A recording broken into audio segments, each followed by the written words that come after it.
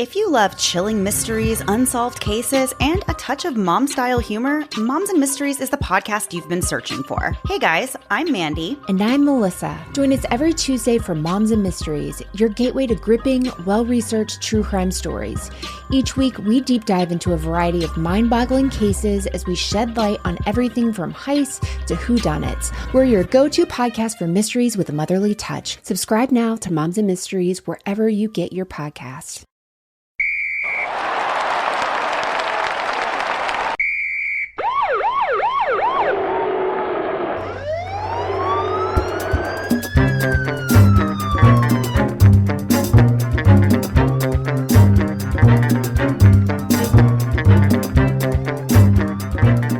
Hello, everybody, and welcome back to Crime in Sports. Yay! Oh, yay indeed, Jimmy. Yay indeed. My name is James Pietragallo. I'm here with my co-host. I'm Jimmie Whisman. Thank you so much for joining us today on another absolutely wild, crazy, outstanding episode of Crime in Sports. We are very excited to get into part two of Billy Martin. When we left off, he was just joining the Yankees, so now he really gets to be crazy. It's hard to be crazy when you're poor and playing for some minor league team, but put a World Series ring on somebody's finger. They can act insane and no one cares. It's awesome. And the biggest fishbowl in the world. Oh, fuck yeah, it's awesome. So we'll get into all that and more. First of all, though, shutupandgivememurder.com. Head over there right now for your merchandise. First of all, tons of merchandise up. New stuff all the time. Check that out. There's even, we have to announce, there's hats now. Hey!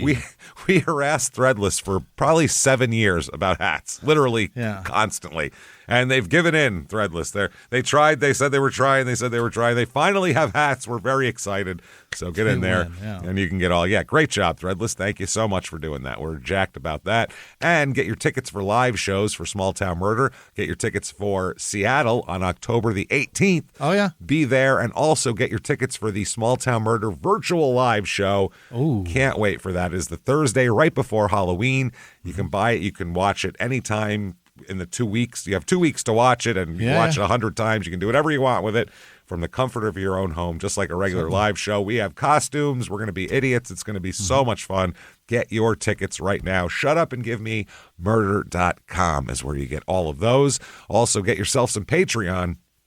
Patreon.com/crimeinsports, just like the name of this show. That's where you get all your bonus material. There it is. You're going to get immediately upon subscription. Anybody $5 a month or above, you're going to get immediately hundreds of back episodes of bonus stuff you've never heard before. New ones every other week. One Crime in Sports, one Small Town Murder. Then you also get everything ad-free. We're talking Crime in Sports, Small Town Murder, and Your Stupid Opinions. All the regular episodes ad-free with your Patreon subscription. And if that's not enough, we'll still give you that shout out at the end of the show too. Terrific. It's all we can do for you. I'm telling you right now. Got, Patreon.com/crimeinsports. I'll also maybe give you my grandmother's sauce recipe, and we'll throw that in for free. How's that? Something. Whatever you want, we'll give to you. Just sign up for Patreon. So do that. Keep hanging out with us. That said, damn it, Billy Martin, let's go. What do you got for us today? All right. When we left off, Billy had just joined the New York Yankees. Yep. In spring training in Phoenix at the time. This is before the Yankees trained in Florida. And we will talk about Billy making an immediate impact socially on the team. Oh, terrific. Billy is a social butterfly. He loves to hang out with the guys. He idolizes Micky Mantle and loves him. And him and Micky Mantle and Whitey Ford kind of form this trio of people that will just menace New York City for the next 15 years. It's crazy. I love it. All the bars and everything else. So here we go. Yogi Berra will start out with a quote from Yogi Berra here. And he's very good friends with Billy Martin, and this is when it all started. So they're in spring training in Phoenix, and Yogi said, "I remember that we had a curfew, and we were supposed to stay away from the dog track in Phoenix." Dog track was a big deal in Phoenix for a long time. Yeah. That's where we used to go for the park and swap too when I was a kid. Oh yeah. The old swap meet at the dog track. I know this. I know the dog track swap meet very well, my friend. I know all about that. It was fun. Oh yeah. So the dog track. I used to know this guy. I lived in this condo downtown by the ballpark, and there was this neighbor of mine, and he was this weird old guy who had a little wiener dog he took everywhere, and he went to the dog track every single day. Really? Every single day. Every day he'd come home. For commerce, not just for a walk? Just to go to the dog track. He loved it so much, and he was really weird, and he was trying to, like, fuck me, and it was strange. I believe it. I figured after a while, I was like, this guy's trying to fuck me. This is weird. I was he like, wants to taste it. I think he does. I was like 19, and he was like 60. He was real weird, and I was like, I'm not talking to this guy anymore. He's trying to taste this. Yeah, real creepy dude. So that's my thought of the Phoenix dog track. Is the only person I know that goes there is this creepy guy who wanted to fuck me when he was 60 and I was 19. I mean, creepy. It's not a pedophile, right? No, I guess not. It's all good. So perfectly legal, perfectly normal, perfectly healthy, very normal. So Yogi said, so the first few nights we were good and stayed in, but it was boring. By the fourth night, Billy and I just decided to go to the dog track. We're just going. Yeah. Yogi goes on to say, I said, what if the old man finds out? And Billy said, Case, he won't care. I mean, Casey Stengel. Case, he won't care. He's probably there right now himself. So we went to the dog track that night, and almost every night after that, they just turned into dog track regulars. It's just going to be regulars, yeah. Yep. He said there was a popular bar at the dog track, and basically the young Yankee players like to hang out there because even though no one knew who the hell they were yet, any of these people, Micky Mantle, Billy Martin, they didn't mean anything to anybody. They were like big celebrities at the dog track bar. Oh, yeah. You know, they're doing something here. So Micky Mantle was a popular guy at the dog track, huh? Oh, fuck yeah. Everybody likes Micky Mantle. Yeah. Mickey's a guy who's very good socially.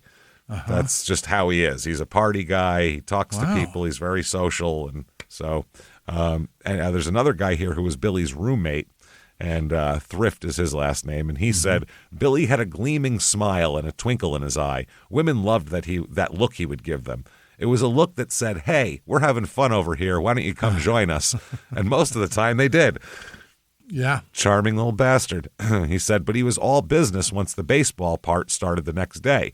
And the thing I remember most about that camp was that he was cocky from the moment he walked into the clubhouse. He was telling everyone how he was going to take Jerry Coleman's starting job. Oh.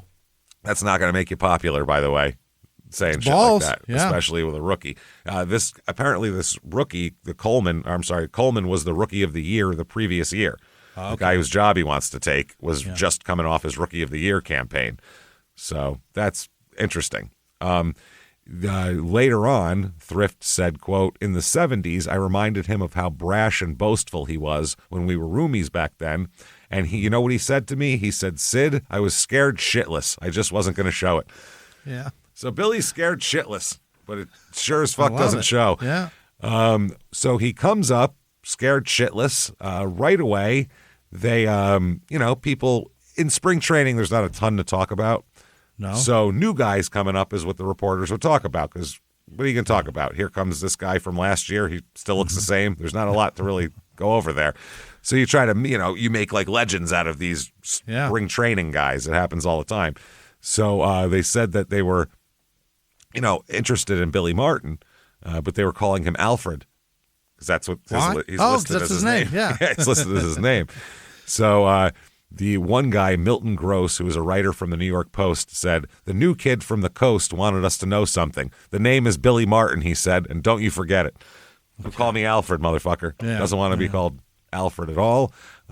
So he is trying to take a starting second baseman job from a Rookie of the Year.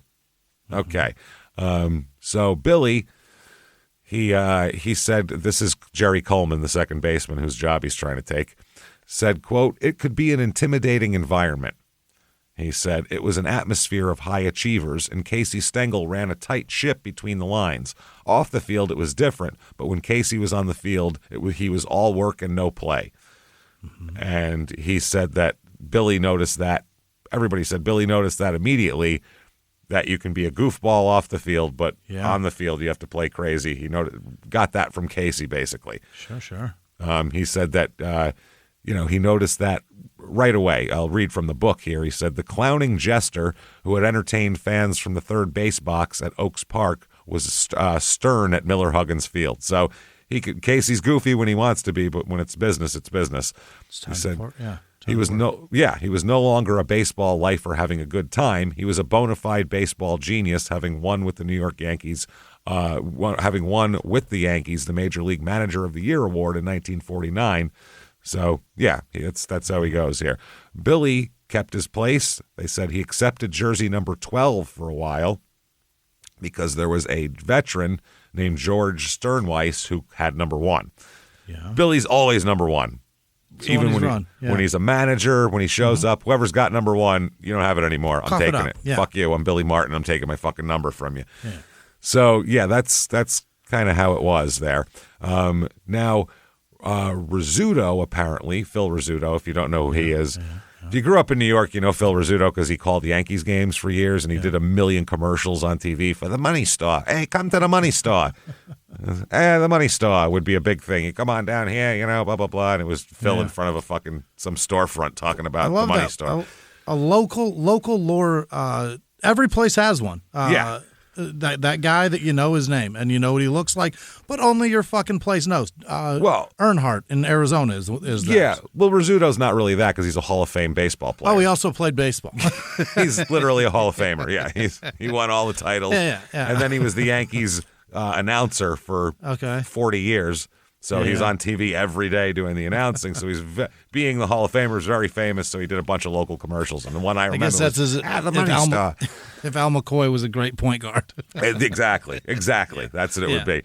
So yeah, he did all those, and he's got his calls are legendary too. The Roger Maris call, all of them. It's my childhood voice. I have 2 voices announcing everything for my childhood, and it's Gorilla Monsoon and fucking Phil Rizzuto. Those are the 2 voices in my head when anything happens. Holy cow! It pops right into your fucking head. Yeah. And he was a terrible announcer too, but so entertaining. There'd be a long foul ball, and he'd off the bat, he'd go, "Oh my God, look at that, man, he crushed that, oh my goodness," and it's fucking 300 feet foul, and you're like, "What are you talking about, Phil?" And foul ball. What the That's fuck? That's 0-1. He'd get so excited, so you'd be like, "Oh shit," and you'd be like, "What's a foul ball, Phil? What are you talking about?" It was fucking interesting. So Rizzuto was a big star on the team at this point, though. I mean, huge fucking star. And Phil says about Billy, quote, "You know how Billy gets that look when he's frustrated? He had that look all day when he first got there. I remember thinking, quote, holy cow, this kid's going to explode. Something's bothering him. He even says holy cow in conversation. That's the greatest thing. Holy cow. That's so fun. Normally an announcer will have his shtick that he does, but that's not like his door. That's just how Phil talks. I don't think. Did he make up holy cow? No, I mean, holy cow. He just made it popular? Yeah, holy cow, he is famous for that. Even the Seinfeld episode with the Phil Rizzuto keychain. Yeah. And it was buried. Remember it got in that pothole, and every time you'd run it over, it's like, holy cow, holy cow. Every time a car would drive by. I'm so sorry. No, it's fucking funny. So Phil Rizzuto, very famous and hilarious guy. And I'm going to think about it, he's not bright enough to have a shtick, so that's Phil. It's just how he is. So Phil said, I could always see when something was getting under his skin, and that's a good thing to know when you're around him. Yeah, because he'll punch you. Don't piss him off. At the spring training in 1950, Billy was pissed off because everybody was heaping all this praise on Jerry Coleman, the guy ahead of him, guy whose job he's trying to take. So, he was annoyed by that. Frank Crissetti, who, by the way, there's a lot of good Frank Crissetti stories in Ball 4 from Jim Bouton. Really? Because, he's just a fucking weird character, this Frank Crissetti. Real cheap asshole. I love that. Yeah, a real weird guy. So they say Crissetti, who played his entire 17-year career for the Yankees, was schooling the middle infielders on the fine art of playing shortstop and second base. On the 5th day of Crissetti trying to get Billy to emulate Coleman, do it like him, Billy said, bullshit. We was done. Billy, my way. He said, quote, that's not how I learned to turn the double play. God damn it. He said, I don't care. So he said, Rizzuto said, no one ever talked back to the Crow. I was shocked. But before anyone could say anything else, Billy took a baseball from Crissetti and demonstrated his way of turning the double play. Crissetti disagreed and told Billy why. Billy countered with the whys and hows taught to him previously. Yeah. So they were like, what the fuck? So they debated for a while, And Rizzuto said the Crow saw that Billy had thought about this and practiced it. He wasn't just starting an argument. He wasn't just being lazy of, I don't want to do it different. Yeah. This was the way he thought was better. This is how I do it. Yeah, and it was a very practiced way. He said the old Crow did not agree, but he let Billy be. And meanwhile, Stengel was in the outfield listening. He always saw everything, but he never said a word. We just moved on, and Billy kept doing it his way. Mm-hmm. There we go. Now, the Yankees' third baseman, Bobby Brown, was attending medical school in the offseason. You don't see that very often nowadays. Wow. How many all-star players are attending medical school in the offseason? You know. That is his prerogative. Wow. That is fucking amazing. He said he recalled the conversation and said it was a baseball theory squabble. Oh. He said, we hadn't seen that before, but we were learning a lot of things about Billy that first year. Normally, it's just if the coach tells you to do it that way, you just do it that way to shut him the fuck up, and that's that. Who cares? Yeah. But Billy was like, I have a philosophy myself, and I'm not going to, I'm not going to change. It's also, I've done it this way, and I've made it to the majors. Let me cook, babe. Yeah, let me do my fucking thing. But, I mean, there's a lot of that. I mean, some guys, they get to the majors, they change them positions or anything else. But still, this is something he really thought about. He thought this is a more efficient way, and maybe for him it is. So Brown, who later on became a cardiologist, okay, and the American League president later on, said, this is a successful guy, it looks like, man. Shit. Jesus Christ. He said it was hard not to like and help Billy. He had an aggressive personality, and at first I think some guys were put off by him, but in time we saw that he was just so determined to get better, people wondered what made him tick. So, he's a pain in the ass, and he's real on top of everything, but he really wants to be a great player, so that they have to kind of appreciate that. And he's kind of an enigma. Does it on his own, does it his way. Yeah, and Phil Rizzuto said the weirdest thing is that Joe DiMaggio loved him. Just as we talked about last time, I said, hey, Dago, where are we going to dinner? I mean, they're both West Coast guineas, I guess, and it's something. But Phil Rizzuto said, Joe loved hanging around with Billy. It was the most weird thing. Here was Joe, all reserved, quiet, and perfectly groomed, and Billy, who was loud and noisy. And Brown, the cardiologist, said, I think DiMaggio was intrigued by Billy, like Casey was. A lot of us were. Who is this little weirdo? So...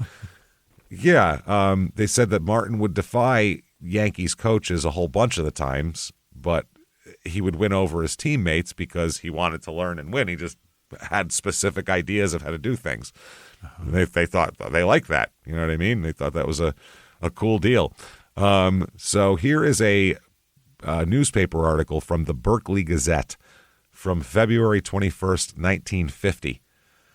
Okay. He said, quote, here's a tale that illustrates the fierce loyalty of Billy Martin, young Berkeley second baseman who moved up to the New York Yankees this spring.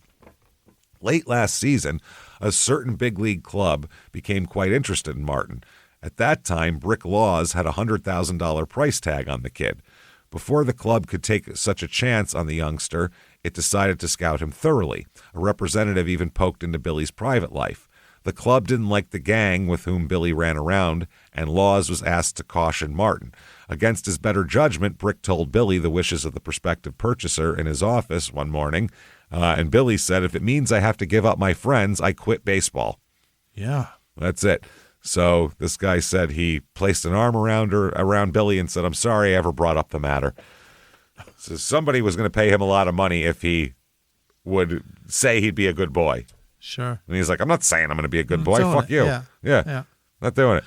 So in his autobiography, he wrote that Yankee Stadium, seeing it for the first time from the train that took the team from Florida back to New York. Yeah. He said he'd seen the stadium on TV at a West Berkeley barbershop.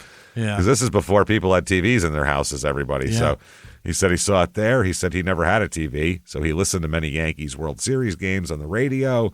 He said, but actually going there was a big fucking deal.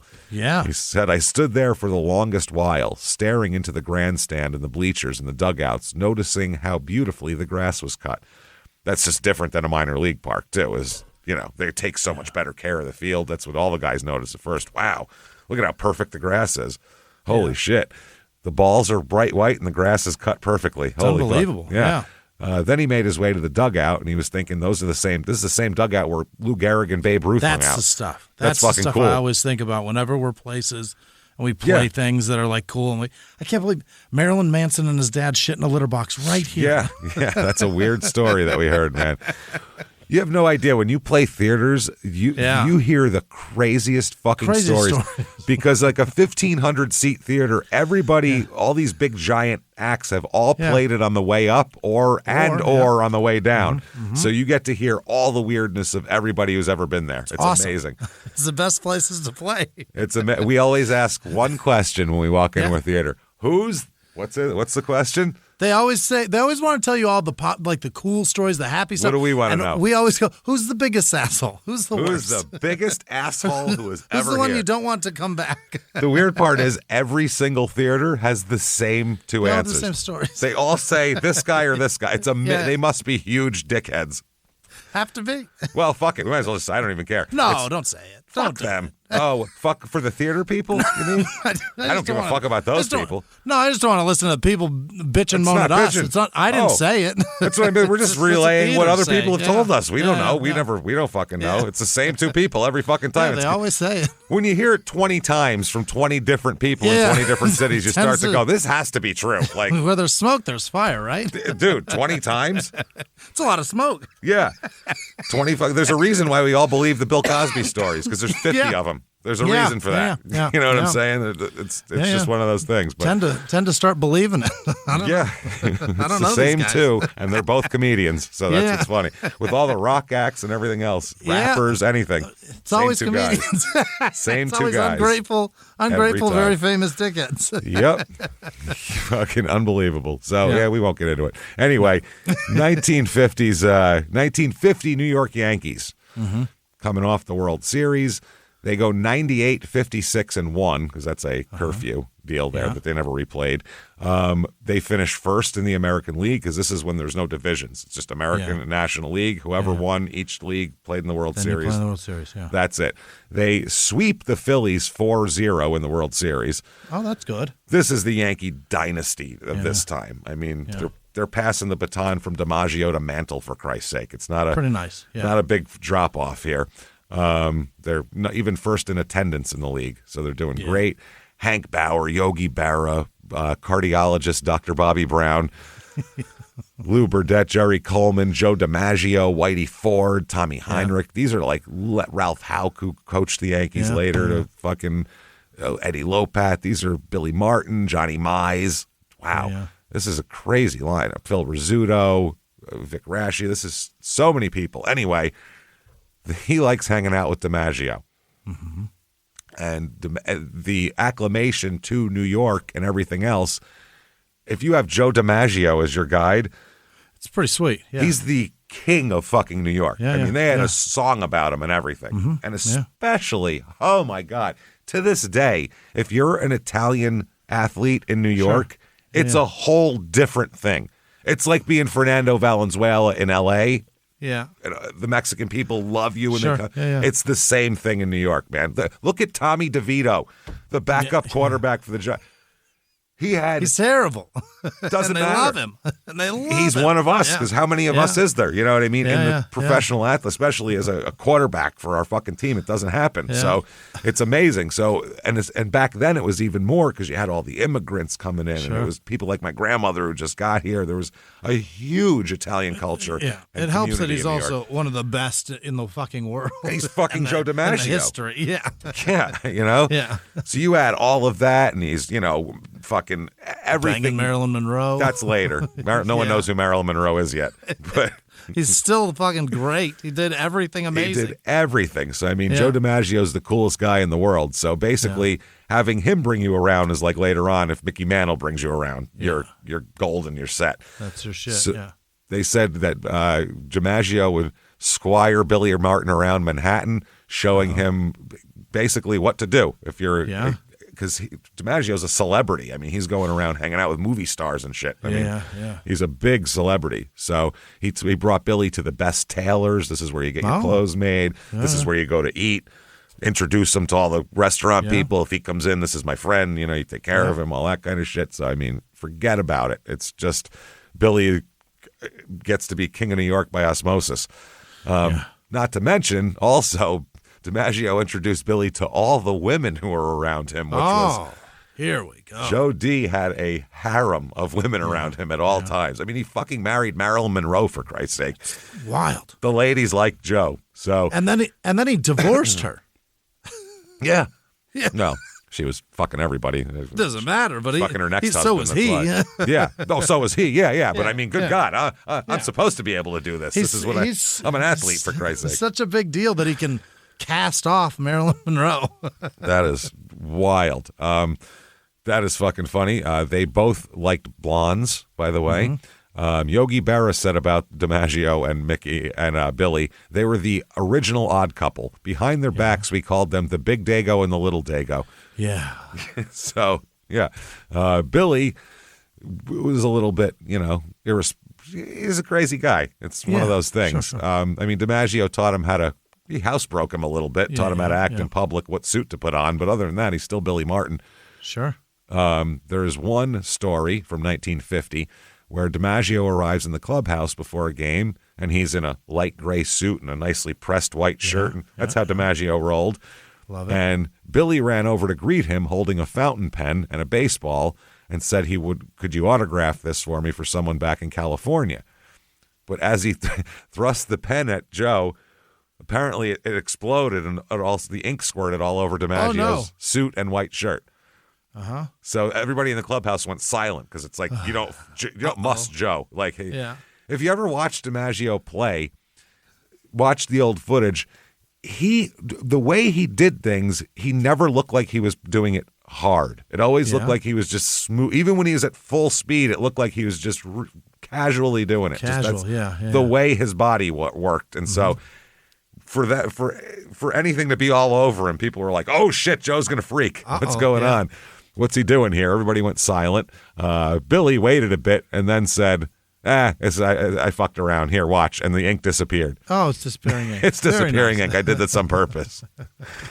He said, Rizzuto said, "I still thought Joe might slug him."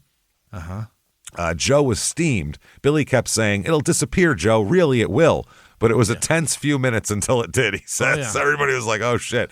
Then 10 minutes later, Joe was joking around with Billy again. Billy just had a way with Joe. No one else on the team would have dreamed of pulling any kind of prank on Joe, especially not in their rookie year. No. So he makes his major league debut on April 18th, 1950, which is opening day for the Yankees as they visit the Boston Red Sox at Fenway. That's a very late opening day. Yeah. It's very late. There was less games back then, too, so that makes sense, actually. It was 154 back then, so 8 less games. Oh, wow. Maybe that's 10. Yeah, that makes sense, 10 days later. So this is at Fenway, and before the game, they asked him what he thought of Fenway Park, which has so much history. Right. And Billy said, "It's a ballpark, and if it's a ballpark, I can hit in it." All right. They said, "What about that big wall in left field?" And he said, "It's pretty close. Looks like I could hit it right over high it." enough at that point. Who gives a shit? Yeah. Looking pretty good here. So he's inserted as a pinch hitter in the 8th inning with the Yankees down 5-4 and 2 men on base. And he hit a double off the Green Monster to drive in both men. How about that? That's a big deal. The Yankees end up batting around that inning. The whole cycle. And he gets a second at-bat of the inning. Wow. He comes up with the bases loaded and singles to drive in 2 more runs. 4 RBIs. So 4 RBIs in his first inning in Major League Baseball. Wow. Pretty awesome. So yeah. Hey everybody, just going to take a quick break from the show to tell you how to get healthier with AG1. Oh, drinkag1.com. Absolutely. It is clinically shown to support gut health and fill in common nutrient gaps that we all have here. Yeah, I'm telling you, you're feeling a little light on some nutrients. Yeah. This is so where you hard need to get be. Everything from your foods now. That's the problem. Yeah, you're looking for stuff, and who can plan like that? It's tough. You know who can? AG1. They can put that stuff right in your body with 5 probiotic strains and 75 plus vitamins and minerals. AG1 Next Gen replaces the need for a multivitamin, probiotics, and more. Clinically backed formula is now flavor packed with delicious flavors. We have tropical, berry, and citrus. Wow. That's what I'm talking about. The flavors, what keeps people away from stuff like this a lot of times. And it's silly because they can make it delicious, and they have done that here. AG1 Next Gen is helping raise the standard with multiple gold standard clinical trials. In an industry where not everyone invests heavily in research, they do. They go to great lengths to continually invest in rigorous peer-reviewed clinical trials. They want this stuff to be good. That's the thing. Not just trying to sell you one thing and run away. They want you to keep coming back. Sure. AG1 replaces the need for a multivitamin, probiotics, and more. For less than $3 a day with a subscription, you're getting more than $7 worth of daily nutritional support. It's good stuff. You should get this. You should do this as well. I'm telling you, head to drinkag1.com/crimeinsports to get a free welcome kit, including a bottle of vitamin D and 5 AG1 travel packs, a $76 value when you first subscribe. That's drinkag1.com/crimeinsports. Now back to the show. That's pretty cool. But he's not made an everyday player because there's the Rookie of the Year is playing in front of him. But it's actually the first time in Major League history that a player got 2 hits in an inning in his debut game. Is that right? No one's ever had 2 hits in an inning in their first game ever. Never. Up till then or since ever? It was the first time. I'm not sure if it's happened since. It may have by now, but that's pretty cool. That's not bad, yeah. So it took 75 years for it to happen. Yeah. It's been 75 years, so it might happen again. And but he would basically stay in the dugout and sit next to Casey Stengel and learn everything Casey Stengel was doing, asking questions, why are you doing this, why are you doing that, soaking in the managerial info. Yeah, sure. So he didn't play for another 2 weeks. Mm-hmm. And later on in life, years later, he said, I guess if I had gotten 3 hits, I would have sat for 3 weeks. I got 2 hits and you sat me for 2 weeks. But he just hung out with Casey and just sat there, and that's it. Learned. Jerry Coleman said, and when Billy did get on the field in 1950, he sure made sure people heard him. Phil Rizzuto was kind of a quiet guy out there. So was Bobby Brown. Joe Collins didn't talk much at first. Billy took charge, yelling commands, encouraging everyone. Mm-hmm. And Brown said, in that voice of his, I'm sure they heard him 15 rows into the stands. He's loud, huh? He's a loud little fucker. Yeah, he absolutely is. So he became an immediate favorite of the Yankee Stadium crowd. Yeah. He's a tough little son of a bitch. Mm-hmm. And they love that. Nothing the Yankees fans love more than a balls out. The New York fans in general, the Lenny Dykstra type will dive into a wall. They love that. That'll get you lifetime loyalty. And Billy Martin, much to the chagrin of George Steinbrenner in later years, always had the New York Yankees fan base on his side, no matter what. Just didn't matter. When George would fire him, they would all boo George. They hated him. Fuck you. They'd bring fucking signs, bring Billy back. He hated it. He couldn't. Wow. No matter what Billy did, it didn't matter. They still liked him better. Was Billy the starting of them being able to turn on Steinbrenner? Because he was so beloved just for owning them, wasn't he? No, he was hated from the moment he took over. Oh, really? Nobody ever liked George Steinbrenner until the later years. When he made himself part of the Yankee mystique, basically. Oh. But the fans growing up, how did he do that? Everyone hated George Steinbrenner. How do you make himself? By having a network called the Yes Network that played constant documentaries and shit about what a wonderful person he is. Propaganda works, you know what I mean? Yeah, it does. George Steinbrenner's an awful piece of shit. Yeah. He was. But he cared about winning. Yeah. And that's the other reason the fans liked George a little bit, was because every other owner, if you said, hey, would you rather have a $20 million profit or win the World Series this year? Oh, God, they'd go, every time I'd say the World Series. I'll be in last place and I'll take the $20 million. Oh, wow. Every owner, because they're all businessmen, whereas George would say, I'll pay even more if I can win the World Series. Yeah. Fuck $20 million. I'll give you another $20 million. I don't care. Winning's important. Yeah. So they like that about him, but he's a pompous guy. He's not a New Yorker. He's from Cleveland. Yeah. So he's some pompous guy who bought the Yankees, who that kind of felt like a public trust to us. Yeah. Like for everybody, for New York, it was New York's team, and he bought it and came in, and nobody ever knew who the fuck owned the Yankees before. Or if they did, it was some old man sitting up in a booth somewhere. Yeah. It wasn't some guy who was interfering and telling managers how to manage when he has no baseball experience and things like that. Yeah, so that's why they didn't like him. They were telling Billy Martin, a great manager, he was trying to tell him how to manage when he didn't know. He's a shipbuilder from Cleveland. Go build your ships and shut the fuck up. So it's one of those things. Now, Martin was sent to the minor leagues in May of 1950 so he could play every day, basically. All right. And he was pissed. Very upset. So he had an outburst with George Weiss, who was the general manager, and he said that feels like he alienated himself from George Weiss for the whole time. Yeah. They told him, Stengel called him into the office and told Billy that they're sending him to Kansas City to the minor leagues. Uh-oh. And Stengel said, "Give us a few weeks and we'll sell Stern Weiss and bring you back. Like, we have a plan." Yeah. So it was the day before Billy's birthday, his 22nd birthday, and he was upset. And they said he just sat there and basically wept in the office. Felt like he did something wrong. Oh, no. He was getting pushed away. So Casey was like, "Oh shit, Jesus Christ." He felt terrible, and he told Casey, "Look, I don't agree with this decision. I'm with you." Yeah. He said it's the general manager who makes these decisions, and he said that's just how it goes. And they also said that Weiss received a bonus annually from the Yankees ownership if he kept the payroll below a certain number. So when you go in to back then there's no agents, so you go in to negotiate your contract, and every dime you get is a dime less this guy's going to get, essentially. So you're not. Sure. It's not a good deal. You're not getting a good deal. All right. And the Yankees were notoriously cheap when it came to shit like that. So they said that Casey and Billy talked for a while until finally Casey suggested that if Billy really didn't like the decision that Weiss was making, he should go tell him so. You should go tell Weiss he's being a dickhead. Go tell him. Get out there, yeah. Not a great thing to do. Some 21-year-old rookie is going to come up and tell the general manager how to do his job is not great advice. Tell you how to run this club. No, yeah, he was like fucking Ziggy in season 2 of The Wire, standing atop several fucking bins there going, "You guys gave me bad advice," after that guy beat him up and threw him up there. Same shit. Not good. Yeah. So very, very bad here. Billy didn't need much of a push, though, because he wanted to do that, and he did. He confronted Weiss, and it didn't go well. And Billy said, "You'll be sorry for this." He shouted at him and all this type of shit, and never got better, their relationship from then on. No? Nope. And he did come back after a month, but he had only 39 plate appearances for the Yankees in 1950.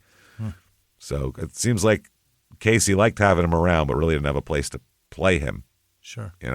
So Stern Weiss was traded to the St. Louis Browns a month after the demotion, and Billy was called up, just like they said, just like Casey said. A week later, he drove in a winning run with a single, but hardly played. He roomed with Rizzuto on the road. Oh. Which is funny because it's two little middle infield and guineas together. But he said that Phil liked to be in bed by 10 at the latest. Phil's not a party guy at all. Latest. At the latest. Jesus. All of Phil's stories when he was like an announcer were how him and his wife went out to dinner. Through a Yankee game. It would just be a story of how him and his wife went out to dinner, and there's a game in the background. He's like, "Oh, I tell you what, we took the Bear Mountain Bridge there. I tell you, there was a lot of traffic, 2-1 to Mattingly. And, we're going there. We wanted the Scungili. We heard the place is going to pop up, and 2 outs." Bill White coming up next. Anyway, so, and he would just go on, just every once in a while, just, throw out a ball or a strike call, but he would just tell these stories of just the traffic while going to a restaurant. It was hilarious. Funny fucking guy. So that's kind of how he is. Rizzuto said, "We talked baseball until we fell asleep." Then Rizzuto noticed, he said, quote, about Billy, quote, "He kept a Bible in his suitcase. And I'm not saying he read it every night, but he did read it. And in the middle of a train or a bus ride somewhere, guys would be carrying on or arguing about something. And out of nowhere, Billy would quote a Bible passage that applied to the argument or whatever." Oh, my God. He said guys would stop and look at him like, "Did Billy just say that? What are you talking about? I saw you punch a guy and stick your hand up a chick's dress last night. What are you talking about?" So now the average player's salary around this time is $13,000 a year. Holy. Which you can inflate it all you want for inflation. It's still like $150 grand a year. It's still not a baseball player's salary. Right. So that is a very much a little amount. Now, your check for winning the World Series, the bonus was $5,700. Oh. So for a lot of these guys, it was more than half their salary for winning the World Series. So they really, really wanted to win. Like, there was a lot of motivation to win here. So if the Yankees didn't make a throw to the right base, or, it cost them a run at the end, even some game in July, they would get on each other. You're fucking this up. We have to be in first place to go to the World Series, They said when a young Yogi Berra didn't run out a pop-up and it fell for a single when it could have been a double if he was running hard. Right. And then when a subsequent single would have scored Berra with the tying run in a game that became a loss, if he was on second, that single would have scored him and they would have won possibly, but instead they lost. They said Berra was ripped apart in the dugout by his teammates at that point. One of them, Yankee outfielder Charlie Keller, said, "Don't fuck with our money. All of you, you're fucking with our money now. Yeah. You fuck up out there." I got a mortgage. Yeah. So this wasn't like you fuck up and everybody goes, "Oh, it's all right. Yeah, no worries. Yeah. We're all making $30 million. Don't sweat it." This was, motherfucker, this, goddamn it. I'm planning on buying a summer house with this fucking money, you dickhead. Don't fuck with me. I got a college fund to fund. Jesus Christ. Well, back then it didn't really cost much to go to college. So. Right. But still, they don't got something. have any fucking money. They got no money. So the Yankees were not supposed to publicly complain about playing time because the Yankees are supposed to support whoever was trying to win the game. Yeah. If you're on the bench, you're supposed to shut up and stay ready and all that kind of shit here. Any Yankees who arrived late for batting practice or didn't partake in the daily fielding practice, they would get totally fucking shit on, basically. Sure. Where were you? All that kind of thing. What the fuck? Yeah. You're going to go up there and strike out now. You didn't take batting practice. It's going to be your fault. And then we're going to lose. And you're fucking with my money. And I'm not going to have anything. My wife's going to leave me. And they're going to take my new Cadillac. Go down the line. So Gil McDougall, an infielder, said, "In all my time with the Yankees, I never heard one guy say, 'have fun.'" This isn't fun. No, it was the We're opposite. Here for work, yeah. Get serious. We have to win this game. Nobody thought failure was fun. After the game, we had fun. First, you had to win the game. Yes. Which makes sense. Now, Billy, he observed all of this and soaked it all up and everything else and realized that the, quote, Yankee way was pretty complex. And he hadn't realized how this all worked. Everything was about winning. Everything was about winning. That's it. Sure. Now, that year, Phil Rizzuto had the best year of his career and won the MVP award. Oh. He hit .324 with 7 home runs, 66 RBIs, turned 123 double plays, and had only 14 errors in 1,351.2 innings. So, killed it. I mean, nasty little shortstop. Sure. Years later, Rizzuto says, the Yankees brass talked about Billy being a bad influence on guys with the club. All I know is the year he roomed with me, I won the MVP. A couple years later, he roomed with Yogi, and Yogi won the MVP. In 56, he was rooming with Mickey, and Mickey won the MVP. Wow. Some bad influence. Yeah. Terrible guy. So, yeah, he's 3 for 3 and roommate MVPs. What are we talking about here? So Billy did not play in the 50 World Series at all, and Coleman was the MVP of the World Series, which he's pissed. Son of a bitch. So either way, he got his bonus, though, so that's nice.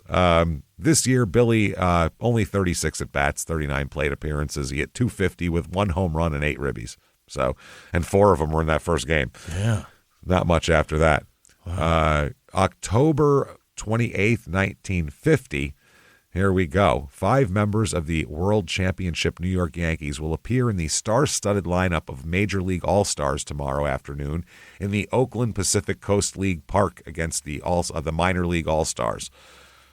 Besides 5 active players, Casey Stengel, manager of the World Champions, will be on the coaching line for the Major League All-Stars, along with Dick Bartell, coach of the second-place Tigers. Okay. And also, Billy Martin, who's slated to be married at 4 p.m., will appear in the game for several innings, then hurry under police escort to the church. He's got a date. And this is obviously an afternoon game, so he's going to play a few innings, and then they're going to literally become a groom. Yeah, he's going to change into a tux on the way there. Wow. And go get married, which is interesting. This is 13 days after the World Series. And they said he scurried from the park after the game, quickly grabbing his shit and headed for the car. And that's not usually Billy's style post-game. He usually likes to sit and have some beers and bullshit with the guys. And that's a thing that lasted a long time, that after the game, the guys sit in the clubhouse, have a few beers and bullshit about the game. Yeah. That apparently lasted like into the 80s and some of the 90s, and then it kind of, now nobody does it anymore. They're all gone. On their computers. They're gone. Well, they got what is it, media? They got to go answer questions first, and then they're fucking gone. But that's when they used to answer the questions. Well, they answer questions in the clubhouse. Yeah. Now they got a press conference room. That too. And then they get the fuck out of here. But now they just leave because they got other shit going on. But back then they used to actually hang out. And I know, like, when Rod was on the Giants, he was saying how there was like a crew of guys that would do that. It was like him, Matt Williams, and a couple other guys like that like the kind of old school baseball shit, and everybody else just took off to go to the club and fucking meet chicks and do shit like that. So they said that this was odd because Billy was, obviously had to run out. They said, but he's getting married. 18-year-old Lois Berndt, dressed in a wedding gown at St. Ambrose Church, was waiting for him. He arrived 15 minutes late for his own wedding. And changed into his rented tuxedo. And, there you go. Oh, by the way, he forgot the dress shoes. He didn't know where they were. Whoops. So he had to come out. He came out in a tuxedo and spikes. Hell yeah. Tuxedo and baseball cleats. Not bad. Years later, Lois called it an omen. She said, it's an omen for the future. But, Billy had all his friends there, and he eventually borrowed a friend's brown dress shoes, even though he's wearing a black tux. The cleats were probably better. Probably. So Billy said that he got married because his buddy Howard had married his girlfriend, who was Lois, his fiance's best friend. Oh, you can't go getting married. You're going to make me get married. That's what happened. Now she wants to get married. And he also said Lois was, quote, a doll, a real pretty girl. Oh. Wow. Billy said, Lois kept telling me how depressed she was with me away from home playing ball and all that same old baloney you always hear. Now, Billy's sister, Pat, said that Billy was not dragged to the altar at all. In fact, she said, as she would do with each of his 4 wives, he's going to have 4. Wow. Pat tried to talk him out of the marriage and failed. She said, I tried to tell him not to get married to this girl. She said, I said, Billy, this isn't the right girl. She said, by the way, Pat said she never liked Lois. She said she knew her since they were in junior high together, never liked her. Never liked her. Not a fan. Never fucking liked her. Wow, that's funny. The sister Pat said, I said she just wants to get married, but he wouldn't listen. I think he was lonely. He wanted something to hold on to. Bill was like that. Yeah, there is that. Yeah. So after the season, the Korean War is going on at this point. Oh? Billy is drafted into the Army. What? Yeah. You don't think about that now, but that was a lot of guys. I mean, World War II, it was just about everybody, but a lot of guys went to Korea too. A lot. Wow. A lot. Guys like Micky Mantle had a terrible knee injury, so he got out of it. But Ted Williams fought in both wars, for Christ's sake. Yeah, right. So that's wild. He immediately asked for a discharge by the start of spring training. His first requests for a discharge were denied, but one of his commanding officers, he found one that was a baseball fan. Oh. And a former Oaks fan who he used to play for, the Oakland Oaks. Yeah.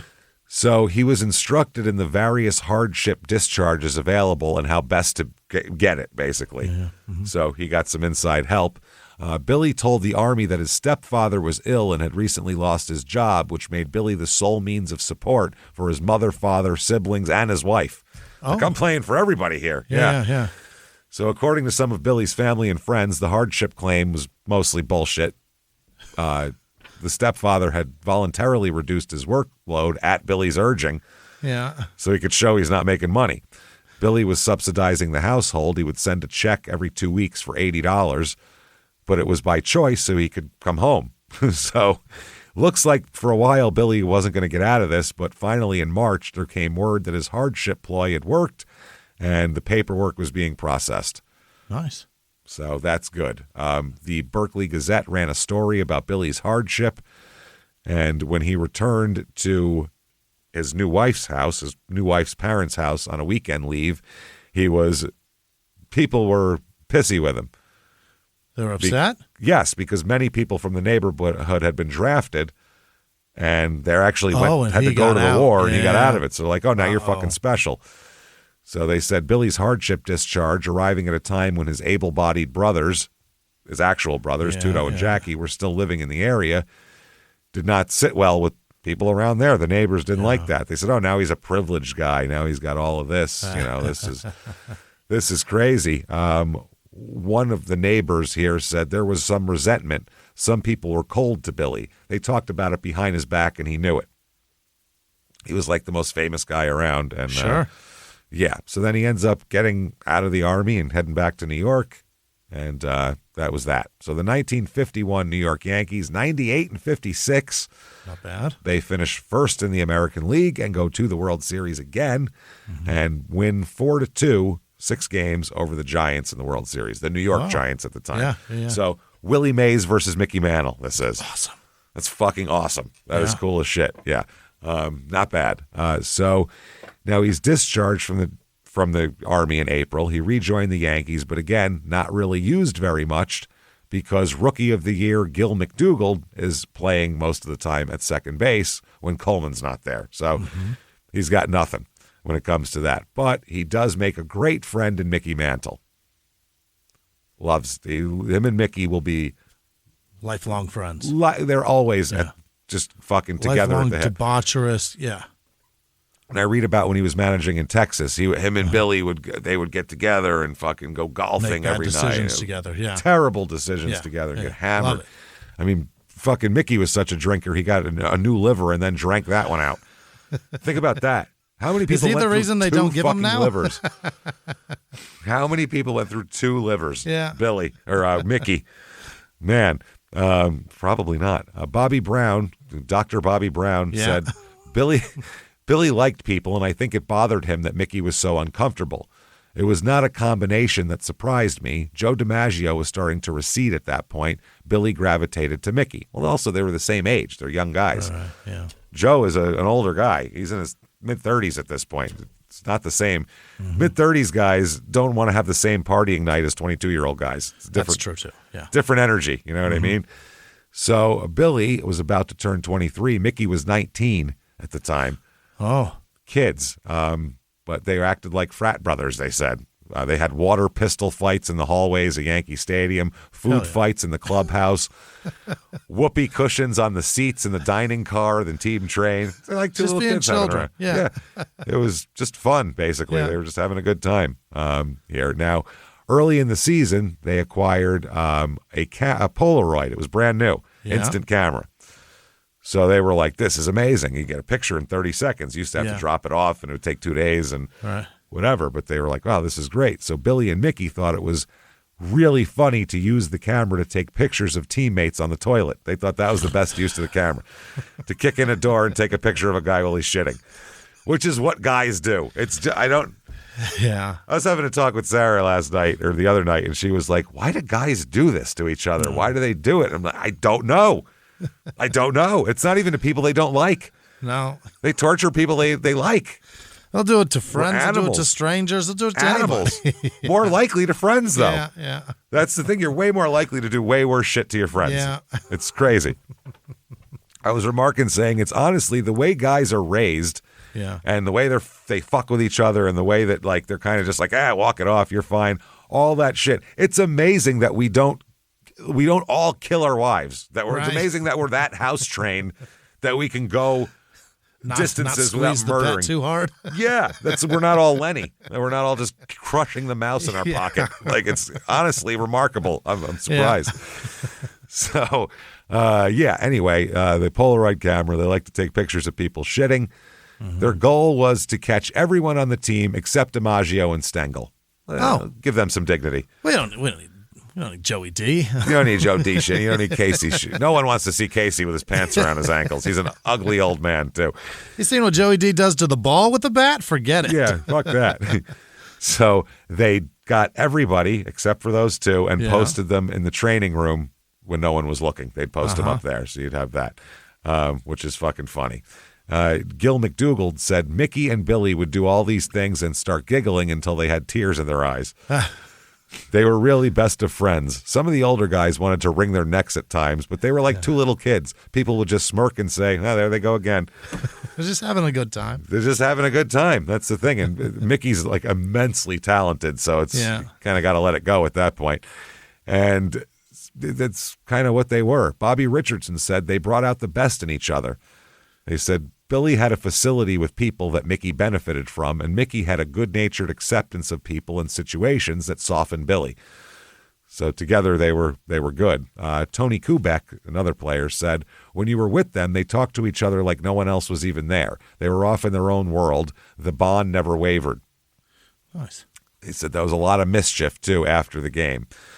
One night in Boston, Mickey and Billy arrived at the team's hotel 15 minutes after curfew, which was midnight. Uh-oh. Yeah. Now, before they entered, they looked through the revolving door of the hotel and across the lobby and saw Casey telling stories to some writers. Uh-huh. So they're like, okay, shit, Casey's here. Right. We can't walk right by him. Yeah. So they went around to a back entrance used by the hotel kitchen staff. Yeah. Like, we'll just come in there. It was one of their favorite maneuvers, but this time the back door was locked. So like, fuck, what do we do? Oh, yeah. We can't get busted. So they see above the door there's a transom. Uh-huh. Now, a transom, if you don't know, is that like that little window above like a real old tiny door that can open? It kind of pops out. Pops out. That used to be before air conditioning. That was the way that air moved through a house, basically. They'd have those above everything, and it would cruise through. My house still has those. We don't use them. They're painted shut, but the old houses have them still. So Mantle said, quote, Billy said that if I boosted him up, he'd crawl through the transom and open the door for me. So I stood on a garbage can, and he climbed on my shoulders and scooted through the transom. This is Micky Mantle. Yeah. Okay. After a minute, I heard him shouting through the door, hey, Mick, this door is chained shut. I can't open it. I'll see you tomorrow. And then he went to our room. Sorry. Bye. Yeah. Can't do it. Can't do it. Mickey was wearing a brand new expensive sharkskin suit, so he piled 3 garbage cans on top of each other, which is insane. Yeah. Bracing himself with the extension of the fire escape, trying to get through the transom as well, because it's a fire escape thing hanging down. So he's hanging off of that on a swaying tower of garbage cans, trying to climb through a window. Man, he said, quote, I fell a few times and ripped some holes in my new suit. I knocked over the garbage cans and had lettuce hanging off of me and rotten tomatoes stuck to the sleeves. It was a mess, but I eventually got through the transom. Oh, God, he said, when I destroyed a suit about it. Just imagine him walking in with holes in it with like lettuce hanging off of him. Yeah. It's really sad. He said, when I got to the room, Billy was asleep. He's already out cold. Sleeping the sleep of the innocent. Doesn't give a fuck. Is hilarious. That's so funny. When we got up the next morning, Billy said, why does this room smell like garbage? Yeah, I wonder why. It's a suit. I think the cleaning bill for my suit was almost as much as the curfew fine might have been. It was like you might as well have just walked in the front door. So now for a while that summer, Lois had come to live with Billy in the Concourse Plaza. But even with the Yankees at home, she was sitting at home a lot. He's working. Baseball takes up a lot of time. The games are 3 fucking hours. I mean, takes up a lot of time. So it's fucking 2/3 of the year, of the calendar year, of a fiscal year. That's no shit. Not only that, but it's not like he went right, because I mean these are all day games pretty much back then. A couple night games, but for the most part, you're done with work by 4:00. It's not like then he goes home and she has dinner on the table. Then his night's starting. He's going out with Micky Mantle, for Christ's sake. All right, carousing. shit to do. Fuck yeah, so she'd be home a lot. They would take this book called Lengthy Detours from Yankee Stadium on the way to Concourse Plaza. Oh, wow. It's only 4 blocks away, by the way. So she'd be like, why did it take you 9 hours to make it 4 blocks? And he's like, things happen. Yeah. So there's always an adventure on the road. Teammates got used to Mantle and Billy here giggling in hotel rooms at 2:00 in the morning in the hallways coming in and shit like that. Stengel considered splitting them up on the road, making them room with other players maybe. That'll help. But he said, quote, Billy said, what good would that do? It would just keep 2 other guys up later. Just making it worse. You're going to double the impact. Yeah, we're going to be up. That's going to happen. So you keep it contained as much as possible here. Just leave it between us. Fuck. No shit, man. So this year, the Yankees, like I said, again win the World Series. He played in one game in this World Series, had a run, but I think he was a pinch runner because he had no at-bats or plate appearances, so he had to have been a pinch runner. This year, in the regular season, he played 51 games, only had 58 at-bats, hit .259 with 2 RBI. So he hasn't really done anything. He has less than 100 at-bats in his 2 full seasons, which is wild. That's not a lot at all. Now, 1951, after the season, he's now a 2-time World Series champion, even though he never plays. Still great.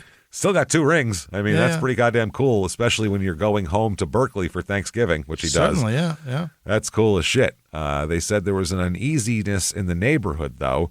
The month-long Battle of Heartbreak Ridge in an area of North Korea known as the Punch Bowl had claimed more than 3,000 lives, many of them from the 1st Cavalry Division, which had a large representation of men from the Bay Area. Yeah. So that battle hit this area particularly hard. Whenever I need to send roses that are guaranteed to make someone's day, the only place I trust is 1-800-Flowers.com. With 1-800-Flowers, my friends and family always receive stunning, high-quality bouquets that they absolutely love. Right now, when you buy a dozen multicolored roses, 1-800-Flowers will double your bouquet to 2 dozen roses. To claim this special double roses offer, go to 1-800-Flowers.com/podcast. That's 1-800-Flowers.com/podcast. They said not long after, West Berkeley learned of the death of Rube de Alba's older brother, a leader and popular figure of the area here. Everybody on the street knew him and liked him. The funeral brought together all the West Berkeley boys. Billy was a pallbearer. Many of Billy's old friends were in uniform. His conceived hardship deferral never came up, but it didn't have to. They said it was all in the air. It was hanging. A few weeks later, Rube, Billy, and some friends went out drinking. Some teasing between Rube and Billy led to some more serious taunts and then insults, and then they started punching each other. And Billy won the fight. Oh, really? Oh, yeah. Billy wins most of the fights in his younger years. Billy loves to throw punches, Loves to hit a drop of a hat. Once he's in his 50s, it's his record becomes more spotty because now you're a skinny little alcoholic in your 50s. You're not going to fight quite as well. But when he's younger, fuck yeah. They ended up apologizing a few days later. Mm-hmm. And his friend said, "We stayed friends for life, but we were never the same. That was it. Blame the war, the deferment, or my brother's death. I don't know for sure, but something had changed." So there's that. Now, 1952, the Yankees are 95-59, and they are, give you a guess here, first in the American League. You bet. Yeah. They go on to the World Series to play the Brooklyn Dodgers, and this is a legendary 7-game series. Just a great series against all the Dodgers, Jackie Robinson, Roy Campanella. This is Duke Snider. This is, all these guys, Pee Wee Reese, and they win the World Series in 7 games, the Yankees do. Okay. So they get their $5,700, which is excellent for them. Now, Coleman ended up getting inducted into the Armed Forces before the 52 season, which led the way for Martin to become the regular second baseman here for the 52 season. So the problem is his debut was delayed when he broke his ankle demonstrating the technique of sliding into second base on a TV show. On a TV show, they had him do it. So it wasn't until May 12th that he made his regular season debut.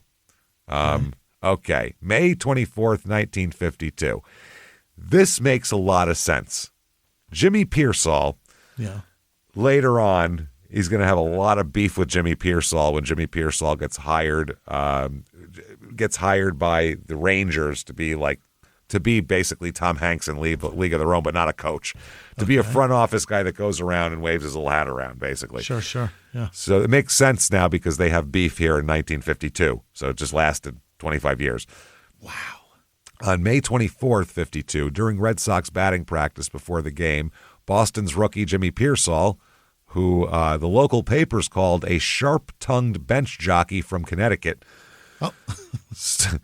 Jimmie Piersol had a big thing where he had this hardcore alcoholism, and then he was like the first athlete to like publicly go to rehab and all that shit. Mm-hmm. He was like the first athlete to say, I'm an alcoholic and I'm fixing it and all that shit. I need some help, yeah. Yes, nobody did that before. So he started taunting the Yankees as they were warming up near the visitors' dugout. The Yankees were still trailing by 2 games in the standings, and Billy told Piersol to shut the fuck up. Uh-oh.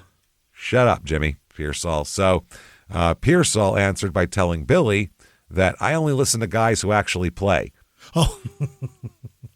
So then they go back and forth, and then Piersol calls Billy a, quote, Dago Busher. Now, Busher is a Bush League. Okay, got it. Bush League, you're an amateur. Yeah. So I just said you can't play baseball and then threw an ethnic slur at you. Yeah. So how do you think that's going to go over with Billy? Not great. Not great, especially from Jimmie Piersol. Yeah. That's not going to happen. So Billy dropped his glove to the ground and said, "Get up, come meet me under the fucking grandstand where the fucking fans can't see it." That's what it was. So that's what they went under there. Piersol disappeared into the Red Sox dugout, and Billy went into the Yankees dugout, and they both went to their clubhouses. They said at Fenway Park, then and now, the doors to both clubhouses empty directly into a concourse used by fans walking to their seats. Oh. That's how it works. It's a concrete common area behind home plate that Billy and Piersol met at and immediately started throwing punches. Wow. Several players from both teams went to watch. No one thought we should break this up. I mean, back then, they're fighting. Let them fight. Not stopping anything. Billy landed 2 right hands to Piersol's face and knocked him down. Piersol got up, and Billy hit him again, and then they started wrestling, and Billy was throwing more punches. Billy's cheek got cut in this melee, but apparently Piersol came out of it stunad, a little fucking... Sure, yeah. Walking crooked and bleeding from his nose and mouth onto his ripped jersey. Uh-huh. This is when a Yankees coach, Bill Dickey, and a Boston pitcher stepped in and separated them. And Billy screamed, quote, "What do you think now, Big Shot?" Fucking hilarious. Big Shot. That just makes it so funny. The word filters back to the Yankees management and stuff, and they figured, Casey Stengel might be mad at this. They said Stengel just grinned his fucking ass off, thought it was great. It's my best player. And said, quote, "It should wake up the other Tigers. It's about time they realize they got to fight harder this year. I just hope that some of the kids' fire spreads to some of the others." Wasn't mad at him at all. Good. Yeah. Piersol would eventually be hospitalized from alcoholism and a mental disorder, too. I believe there was another part of it, too. He had some kind of, he went in and said, "I'm an alcoholic and I have depression," which was nothing guys did back then. Uh-huh. Billy later on said he felt bad because he said he was probably going through something. And so he said he felt bad for beating the shit out of him. I feel bad for beating up a depressed guy that has a depressed addict, for Christ's sake. Yeah, because, Billy's probably the same thing, too. Yeah. Billy said, "I didn't know he was sick like that. Maybe we deserve each other. Sometimes I think I'm ready for the guys with the white coats myself." Mm-hmm. So, yeah, they eventually became friends. When Piersol was out of baseball in the mid-1970s, Billy got him a job in the front office with the Oakland A's. Later, when Billy was managing Texas, he arranged for Piersol to become the team broadcaster. Piersol parlayed that into a long-term job with an announcer for the White Sox. Piersol said in 1980, "I love Billy Martin. He helped me when I was down." Yeah. And he said about the fight in 52, "It was just one of those things that happened in baseball back then. Neither of us held a grudge." Yeah, now that I'm thinking about it, when he was with the Rangers, he didn't have the beef with Billy Piersol. Jimmie Piersol. Jimmie Piersol had a beef with reporters. Oh. And threatened to beat them up and shit, and there was a big melee over that. That's what it was. Funny thing, when he walked in, I believe he was the guy. He walked into a fucking event, and it was an event for some beer, whatever fucking beer it was at the time, Lone Star or some horseshit beer. Yeah. And they were the ones sponsoring this team event. And they went in there and said, "Hey, Jimmie, here you go. Have one of these." And he slapped it out of the guy's hand and said, "I don't drink that I don't drink that piss," and kept walking. And they were all Schaefer. It was Schaefer. So they were all like, "What the fuck, man?" But he doesn't drink. That's why. But he, instead of saying, "I don't drink," he said, "I don't drink that piss," and slapped it out of the guy's hand. I don't drink. I don't drink that. I don't drink that. That's what it sounds like. I don't drink your horse shit. Yeah. So we'll go from the book here. They say rough play was customary and expected. In June 1952, the New York Times published accounts of 8 fights during Major League Baseball games. That was in 1 month. Wow. So, yeah, all of this later, people got crazy, and it used to be so. Yeah. No, guys used to fight, spike each other. They were terrible to each other. Always were. Yeah. The media didn't give a shit back then, and then they did later on. Many of the ball players in 52, this was a different type of ball player, too. Yeah. These guys were guys that. Most of them were World War II veterans, for Christ's sake. All the veteran guys, they literally fought in a fucking war a few years ago. They came up on farms, and these are calloused handed people. Yeah. These aren't, I played AAU ball since I was 5, and my dad drove me to all the tournaments and all that shit. It's none of that bullshit. So these guys are hard. They said so whether they weren't afraid to fight with enemies or friends or anything else in a bar room, wherever. They were into it. In his autobiography, Billy matter-of-factly describes 2 scenes from the 1950s that can kind of show a bigger picture of the ball player's life at that time. In the first story, 5 Yankees started conversing in the team's hotel lobby with 5 women who had just left a hotel function. A minute later, 5 guys arrived who had been the women's dates for the nights, and they were pissed off that the Yankees appeared to be trying to steal their dates. Uh-huh. Probably successfully, too. It's gonna work. Show them all your rings, yeah. Yeah. One of the guys wanted to fight the Yankees. So Billy, Micky Mantle, and Charlie Silvera were part of this group, and so is Hank Bauer, who's a fucking humongous guy. Hank Bauer is enormous, and he's had 2 Purple Hearts as an ex-Marine in World War II. And he's a fucking giant man, too. Yeah. You don't fuck with Hank Bauer, pretty much. Yeah, nobody does. Yeah. Billy ain't fucking with Hank Bauer. No. Nobody's fucking with Hank Bauer. So this guy's standing there, and also is Ralph Houck, who's the future manager, but now is a backup catcher, who is also an Army major who had a Silver Star and a Bronze Star for his bravery at the Battle of the Bulge, for Christ's sake. These are not, trifling guys. So... Wow, Bauer and Houck calmly went about discussing who was going to take on the guy who wanted to fight. Should I kick his ass or are you going to kick his ass? Well, I kicked the other guy's ass. He said it was like a business meeting, with Houck saying he probably wouldn't play the next day, so it didn't matter if his knuckles hurt from beating this guy silly. Yeah. And Bauer countering that, well, I'd been in the mood for a fight for a while, and he said, I haven't been in a good fight in a while, Hank. I deserve it. He said, so, or Hank Bauer said that to Ralph Houck. Ralph, I haven't been in a good fight in a while. He's like, yeah, but my knuckles, it's okay if my knuckles hurt tomorrow. Yeah. Imagine them they're not discussing who's going to fight. It's just who's going to beat the shit out of this guy.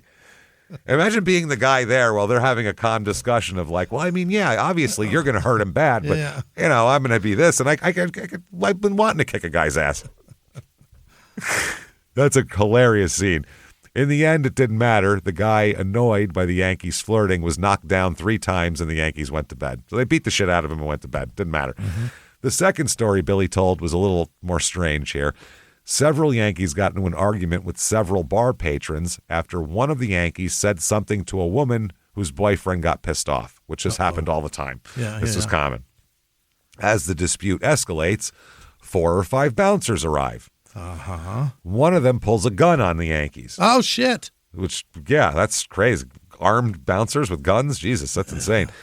Houck quickly grabbed a whiskey bottle, broke it on the bar, as one does, and put the bottle up to the neck of the bouncer holding the gun, threatening to slit his throat with a broken whiskey bottle. This is great. These guys are hilarious.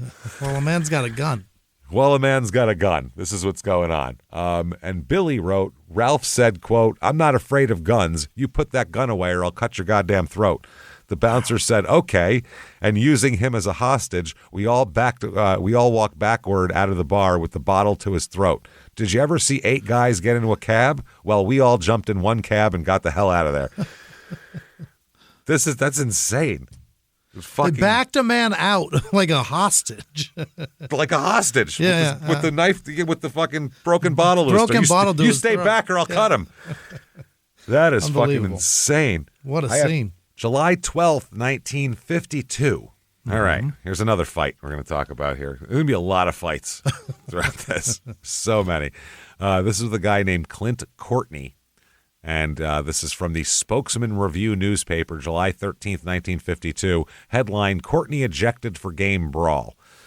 Catcher Clint Courtney of the St. Louis Browns, think about that, they don't exist, was banished from today's game for starting a fight with Billy Martin. Probably the other way around, but sure. There was a fight, There's a fight.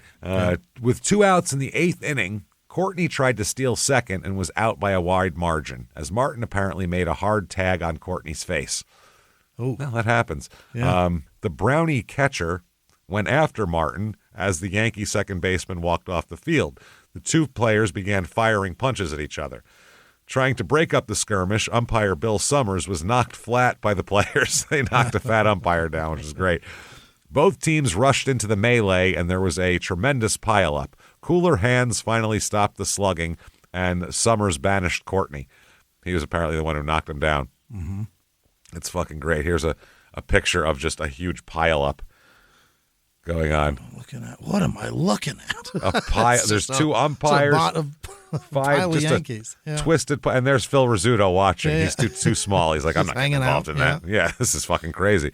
Not doing that shit. He's smart. He's going to last a while. Yeah. So that's kind of how this goes on.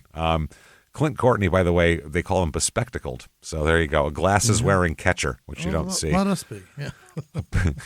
Apparently, he'd briefly been a Yankee, and Billy had gotten in a fight with him in the Arizona-Texas League, and had several times this guy slid into Yankees infielders with his spikes aimed high. Yeah. So that's why they tagged him in the face. Sure. They said Rizzuto had nimbly avoided Courtney once, as had Billy and Gil McDougald, but the Yankees infielders said, fuck this guy. We got to do something. Yeah. So this was a Ladies' Day crowd, by the way, at Yankee Stadium. Oh, my God. Really? Ladies' Day, 22,327, a lot of ladies there. They were watching. When Billy took the high throw from Berra, he fucking, what he did, he tagged Courtney right in the face with the ball, which is, that hurts when someone hits you in the face with a ball and a glove. So he paused for a second, and then Billy started jogging off the field. Courtney got up and chased him. The New York Times wrote, Billy heard Courtney's approach, wheeled quickly to meet it, and on the theory that the best defense is a speedy offense, promptly met Courtney with two perfectly aimed right-handers to the jaw. Nice shot. Billy will immediately start punching. There's punch first, ask questions later, which is a good way to live. The 32 words in that sentence were more or less describe most of the public and not so public fights Billy would get into for the next 35 years. Some would call this tactic a sucker punch, and it's likely that on more than a few occasions, as hostilities in bar rooms were brewing out of hand, but had not yet reached the flashpoint, Billy would just haul off and clock someone. Yeah. Some people argue, shove, threaten, then fight. Billy, especially when he was younger, would occasionally just skip the intermediate steps and proceed right to the punching stage during a difference of opinion, which no doubt surprised many a combatant. Mm-hmm. Yeah. But in many cases, Billy saw a genuine, unavoidable threat coming and decided to act first. Yeah, this guy's chasing. He's going to fight him. A fight is happening. There's not going to be any arguing. It's going to fucking happen. Courtney was a worthy opponent, though, and he squared off with Billy as each player threw haymakers and the benches emptied. Here we go. Billy and Courtney swung and wrestled, bowling over two umpires who tried to stop them. The fight went on for a couple of minutes with dozens of players involved. Pictures of the scuffle appeared in newspapers across the country the next day, and Billy later said, that's the fight that got me labeled a brawler, and I didn't even start that fight. And Courtney was ejected and fined by the league, while Billy was not ejected or fined.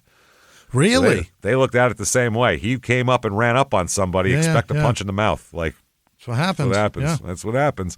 You had no business running the direction Billy was running. So...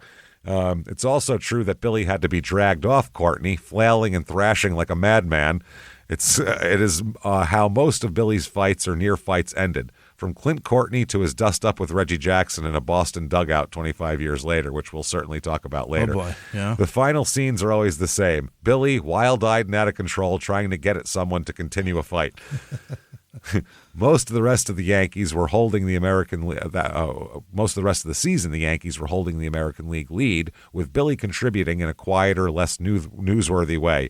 He was also increasingly ducking the chance to fight. In late August, the New York Post described a batting practice session in Cleveland and said the Indians' bench jockeys were on Martin. Hit it with your nose, Pinocchio, they shouted. All right. How'd that pitch get past your nose, they shouted again. Mm-hmm. Billy the Kid ignored them. So he's figuring it out. Yeah. He hit 267 in 109 games in 52, which is the most games he's played, obviously. Yeah. He became the spark plug for this team, Casey Stengel said. He's the energy guy. He's the guy that comes in with the energy. Let's fucking go. Let's do this. Fuck those guys. Yeah. He's that guy. Stengel offered $100 to any player who let himself be hit by a pitch in one game. He said, this game, anybody gets hit by a pitch, it's $100. Okay. Billy got hit by 3 pitches that game. He's going to pay his mortgage with this. Yeah, he's going to fucking, this is great. Can we do this every day? Yeah. Christ, I'll have the best on-base percentage in the league and a paid-off house. This is great. So Billy this year, he hits 267, 3 homers, 33 RBI, 3 stolen bases, 22 walks.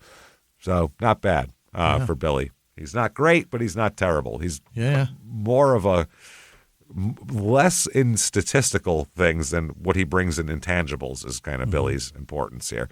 October 3rd, 1952, the Fargo Forum, Daily Republican, and Moorhead Daily News. Apparently they're all one paper here. I guess. Wow. 52.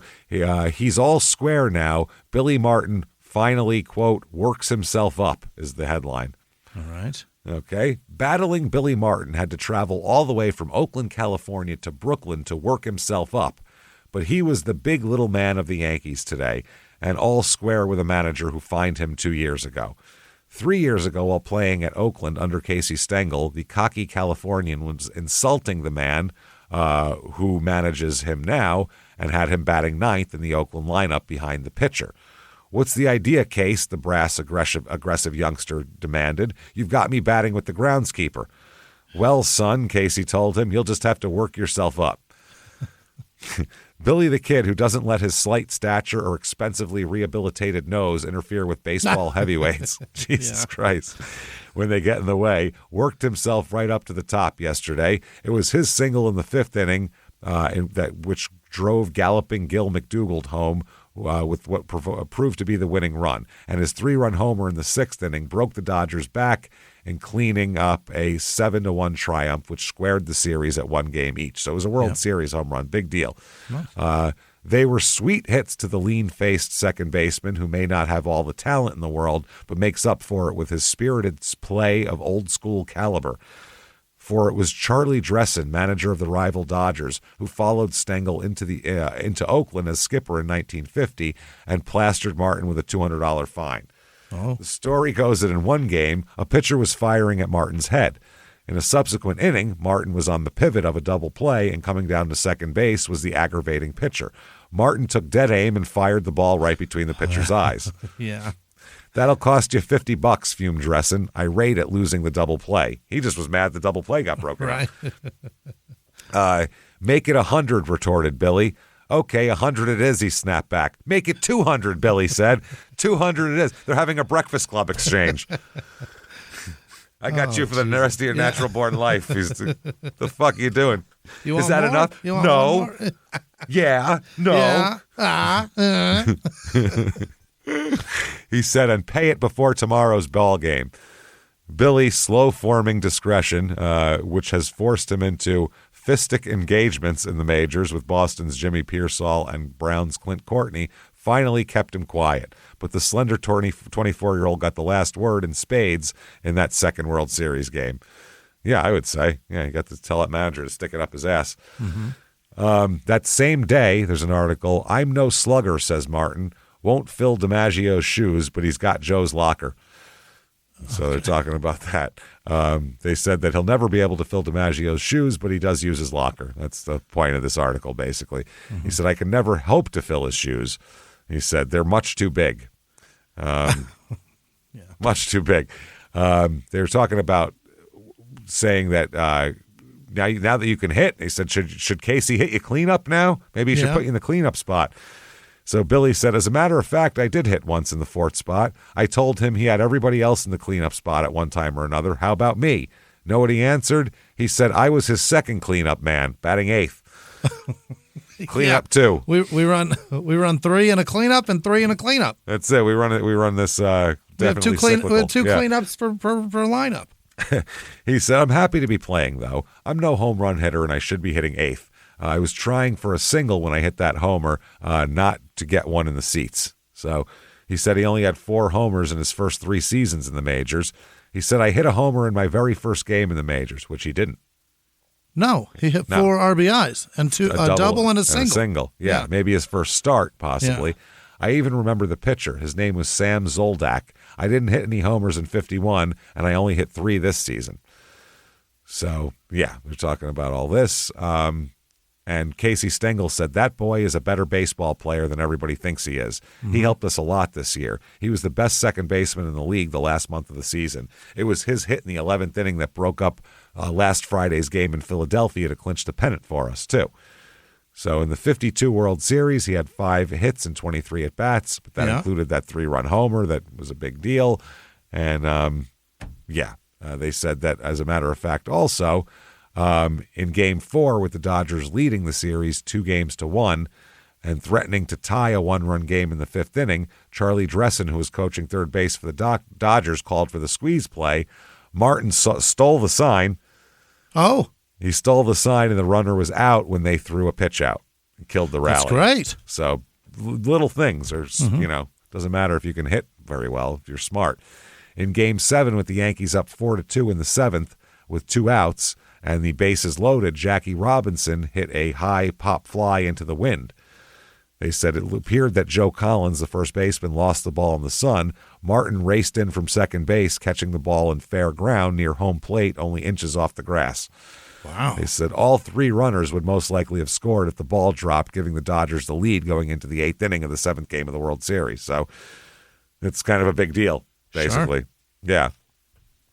So they said that this was, that was the kind of guy Billy was. Describing after the game, Casey said, my feller at first base is asleep and my feller behind the plate, I don't know what he's doing. I'm watching, but I can't swallow because my heart's in my throat. Yeah, that's fucking insane. So they said Billy's momentum carried him toward the Yankees' third baseline dugout, and still in a full sprint, he tossed the ball behind him onto the diamond without looking back. He just caught it and threw it back like no big deal. No big deal. The inning's over. Let's get in the dugout type of shit. He said, I didn't think it was a big deal until everyone started slapping me on the back. Micky Mantle said it was the greatest clutch catch I'd ever seen. Everyone froze, everyone except Billy. They said, people wondered why I wanted that kid from Berkeley. Casey said, look at that Robinson pop fly. That's why. It isn't even his ball, but that 140-pound fresh kid on second comes tearing after the ball. If that kid doesn't make the catch, we blow the World Series right there. And that's kind of like very much similar to Derek Jeter's play in the against Oakland in the playoffs in 2001. That relay throw was way off, and he came from out of fucking nowhere place he should never be, and picked it through with the Posada and got a fucking, that was crazy. So anyway, November 10th, 1952, back to the horn again. Yeah. His nose. Remember that? Oh, boy. Yeah. Billy's going to fix that up a little bit here again. Billy, by the way, says that he didn't steal that sign in the newspaper. Oh, he doesn't want anybody to know? Later he says he did, but he said, steal Dressen's Dodger signals? Don't be silly. When I was playing for Mr. Dressen with Oakland, I couldn't even remember the signals we used on the Oaks. How could I steal someone else's signals? Like he doesn't fucking know. Yeah. That is crazy. So before he went to the majors, they talk about his plastic surgery and the horn and everything like that. He said he likes to have Casey likes to have Billy in the dugout with him. He said, I keep him there because I'm told that out of every season, Billy does at least 2 months of the managing for me. Oh. So that's fucking funny. There's an ad right under this. Hey, who's looking for work, everybody? Oh, so much work. We got this for you. What do you got? Men, this is just for the men. We have immediate openings for men, 21 years of age and over, for the following jobs: drivers, helpers, checkers, packers, stockkeepers, watch and jewelry repair estimator, 5-day, 40-hour week, 20% discount on purchases at Woodward and Lothrop, whatever the fuck that is. Sounds like a department store.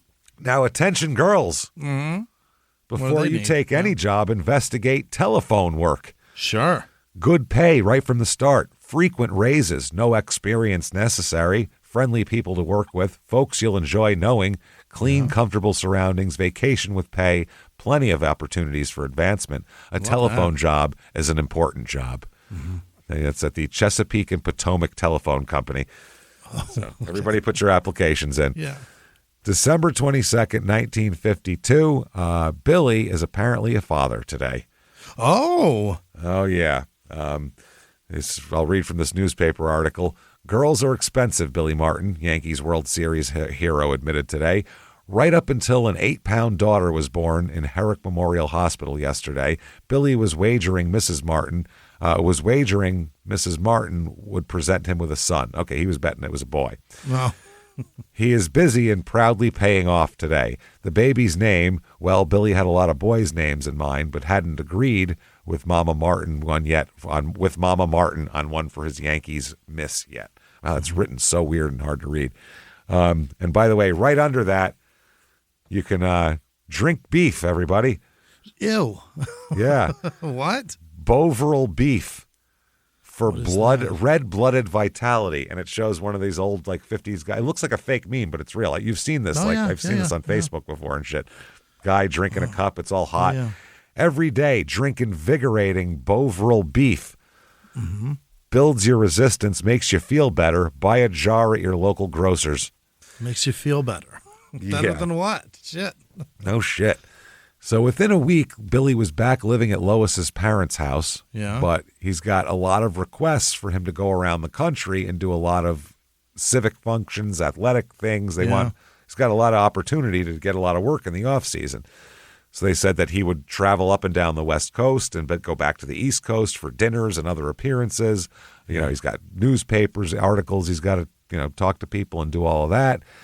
So, by the way, they named the daughter Kellyanne here. She and Billy were having a hard time by the time the daughter was born. At that point, Billy is going to baseball banquets about 4 nights a week. Baseball banquets? Banquets for you to show up, and it's a big dinner, and you sit on the dais, and they talk, and they give you $50 for showing up. Yeah. That's all it is, $50 and a free meal for showing up. And so this is about, at the end of her pregnancy, he's doing this, and Billy later said, I could see that she hated even to see me. She hated everything about me, Lois did. Billy's sisters had told him that Lois had been hanging around other men while Billy was back in New York. But Billy wrote, looking back, it really didn't matter. We never should have gotten married in the first place. Yeah. So no shit. You married her because her best friend got married. Yeah, and he was, they were with your friend. It was a pain in the. This isn't like, I guess she'll get a new dress too. It's marriage. It's a lot. New life. Yeah. It's not even like she's getting out of her house. She's living at home still. Yeah. So about 6 weeks after their daughter is born, Billy is very surprised when he's served with divorce papers while taking a nap at Lois's parents' house. So he went back to his house where his parents raised him in. He went, get an apartment. What are you doing? Yeah. You're a goddamn New York Yankee, for Christ's sake. Get an apartment. So he went there. Billy stayed in a cramped second-floor bedroom and waited for the season to begin, basically. That's it. Went up into his old bedroom. All right. I picture his cleats hanging off the end of the bed, His cousin, Nick, said he was pretty broken up about Lois. It was sad, but anybody would have seen it coming. Billy was running around everywhere, and Lois was alone at home. Billy just didn't see it. Billy liked being married, just didn't know how to be married. To him, the divorce was a failure, and Billy never handled failure well. He wasn't a good loser. No, he's a bad loser, Billy, not good at losing. So here's an article from January of 53. This is right around the divorce paper time here. It says, Billy Martin gave local sportsters a rare treat. On the lighter side of the program, the showstopper of the night came near the close of the evening when Billy Martin, second baseman of the New York Yankees, was called to the platform by the master of ceremonies, Bud Foster. This is one of those banquets. Yeah.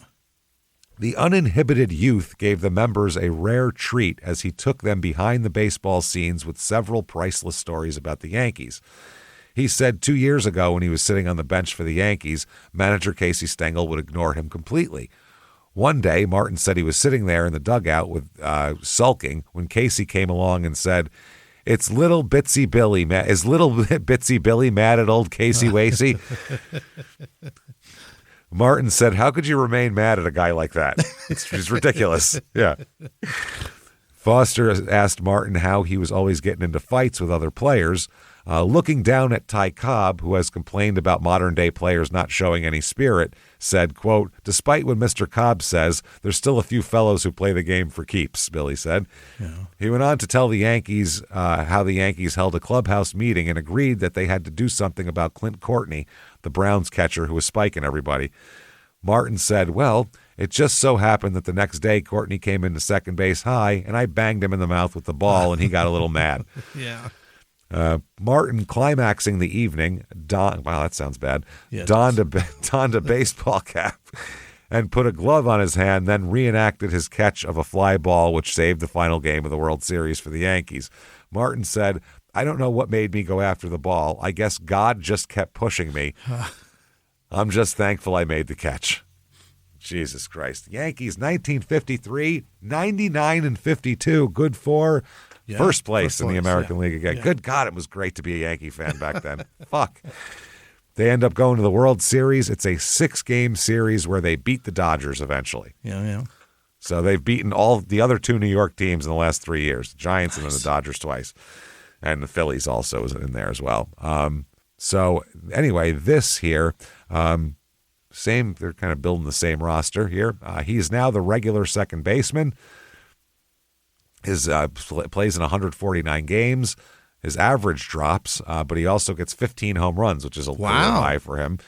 He was ejected for the first 2 times in his career, once for arguing balls and strikes and the other for fighting this year. Mm-hmm.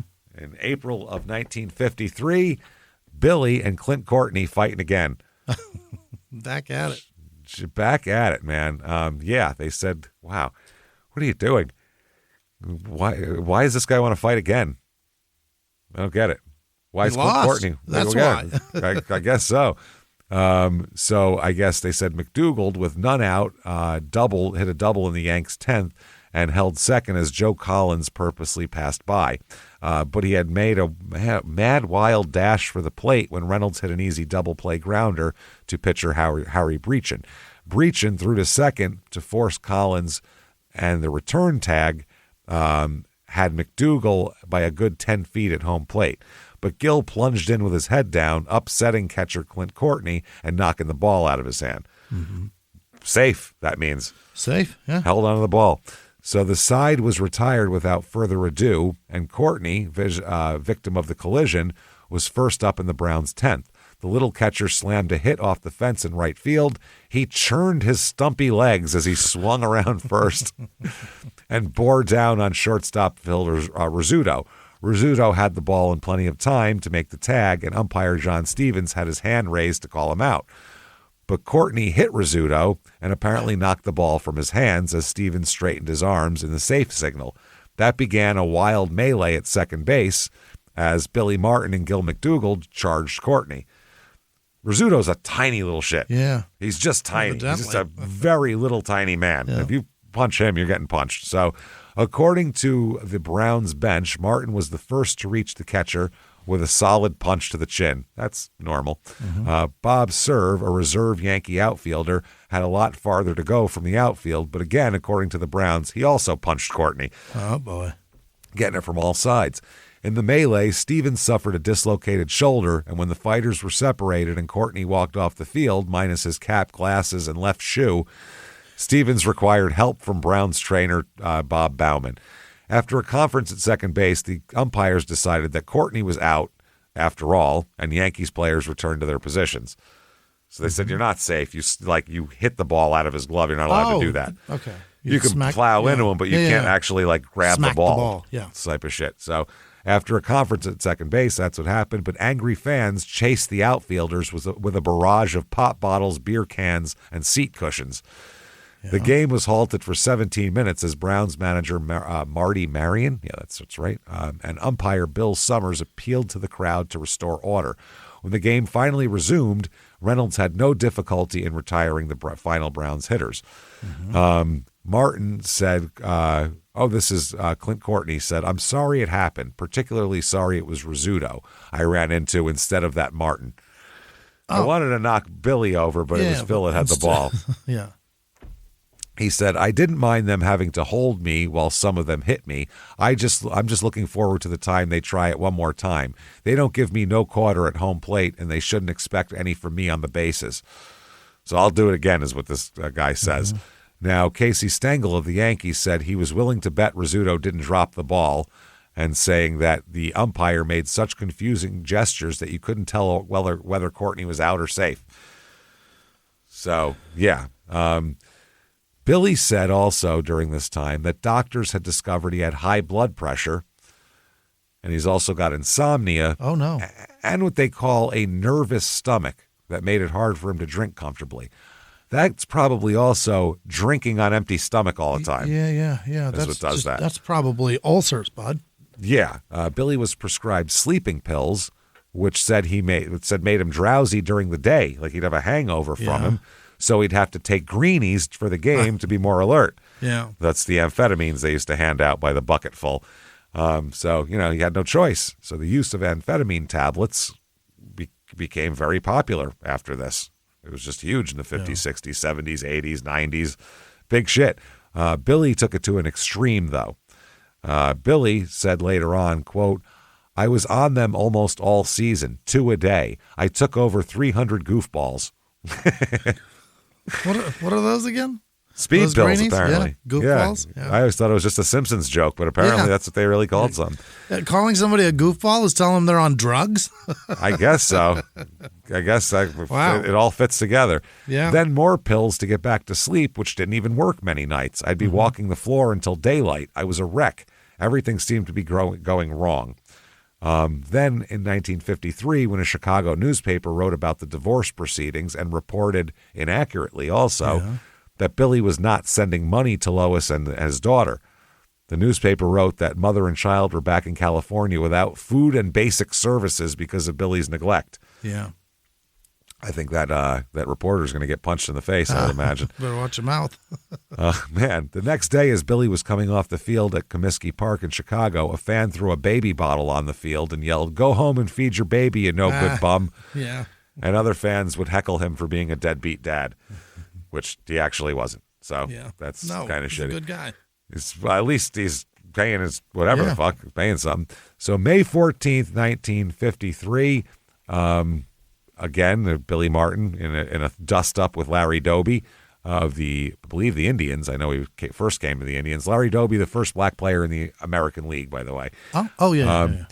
They said Billy Martin got in another wordy dispute, this time with Larry Doby.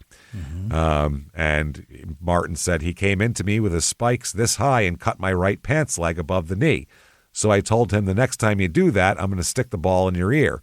Then he started walking toward me, and the umpires broke it up. In your ear, yeah. In your ear, yeah. Or did he mean up your ass? No, they used to say in your ear was a way of, he meant he's going to hit him in the face when he tries to dive. Yeah. But yeah, up your ass would be good. So June 19th, 1953, a big article about how important Billy is to Casey Stengel. Yeah. I guess he had hurt himself at some point here, but he said, "I can't not have the guy in the lineup." He said, "I know he's got a badly hurt hand, but I just can't take him out. He's making the whole thing work." The straw that stirs the drink here, He said that's the bad hand is badly puffed up and causes pain whenever he tries to grip the bat normally. In desperation, he shifted to what he called a golfer's grip on the stick, meaning less like this and more like this. Yeah. See what I'm saying with my hand there? More kind of up than over. The results have been truly amazing. He's been hitting the ball solidly, and Stengel claims this hitting has pulled us out of the fire several times recently. Yeah. He said that he's he saved a few games, and there was one game, the score tied 0-0. He smashed his 5th homer of the year deep into left field seats, And in the sixth inning, that's in the sixth inning. In the seventh, with the score 2-0, he hit a single to right off the pitcher, off Satchel Paige, who was pitching in the majors back then, and put the game on ice. Marty Marion of the Browns said he's a doggone good player. He can hurt you more than anyone else on that club can, which is something because Micky Mantle's hitting fucking 50 homers a year at this point. Here's a thing here. In a July game against the Browns, opposing shortstop Billy Hunter slid into second base safely on a stolen base, eluding Billy's tag. Billy then, from what it looks like, tosses the ball to Whitey Ford on the mound as Hunter was bent over, wiping his dirt off. Yeah. But he didn't. It's the old hidden ball trick. He pretended to throw it to Whitey Ford. Whitey Ford pretended to catch it, but nothing was done. As they do. Billy's still got it in his glove. Yeah. So he kept it in his glove and lingered near second. Whitey Ford turned to look at the next batter. This batter stepped off second base to take his lead, and Billy just reached over and tagged him. Done. That's that. A big deal. That summer, Ty Cobb was asked by a San Francisco reporter which current players he liked to watch play. And Ty Cobb said, if I were managing a ball club, I would certainly do everything within my powers to get a player like Billy Martin. Sure, there are better hitters and better fielders, but for fight, spirit, and whatever it takes to win a game, Martin is something special. Love it.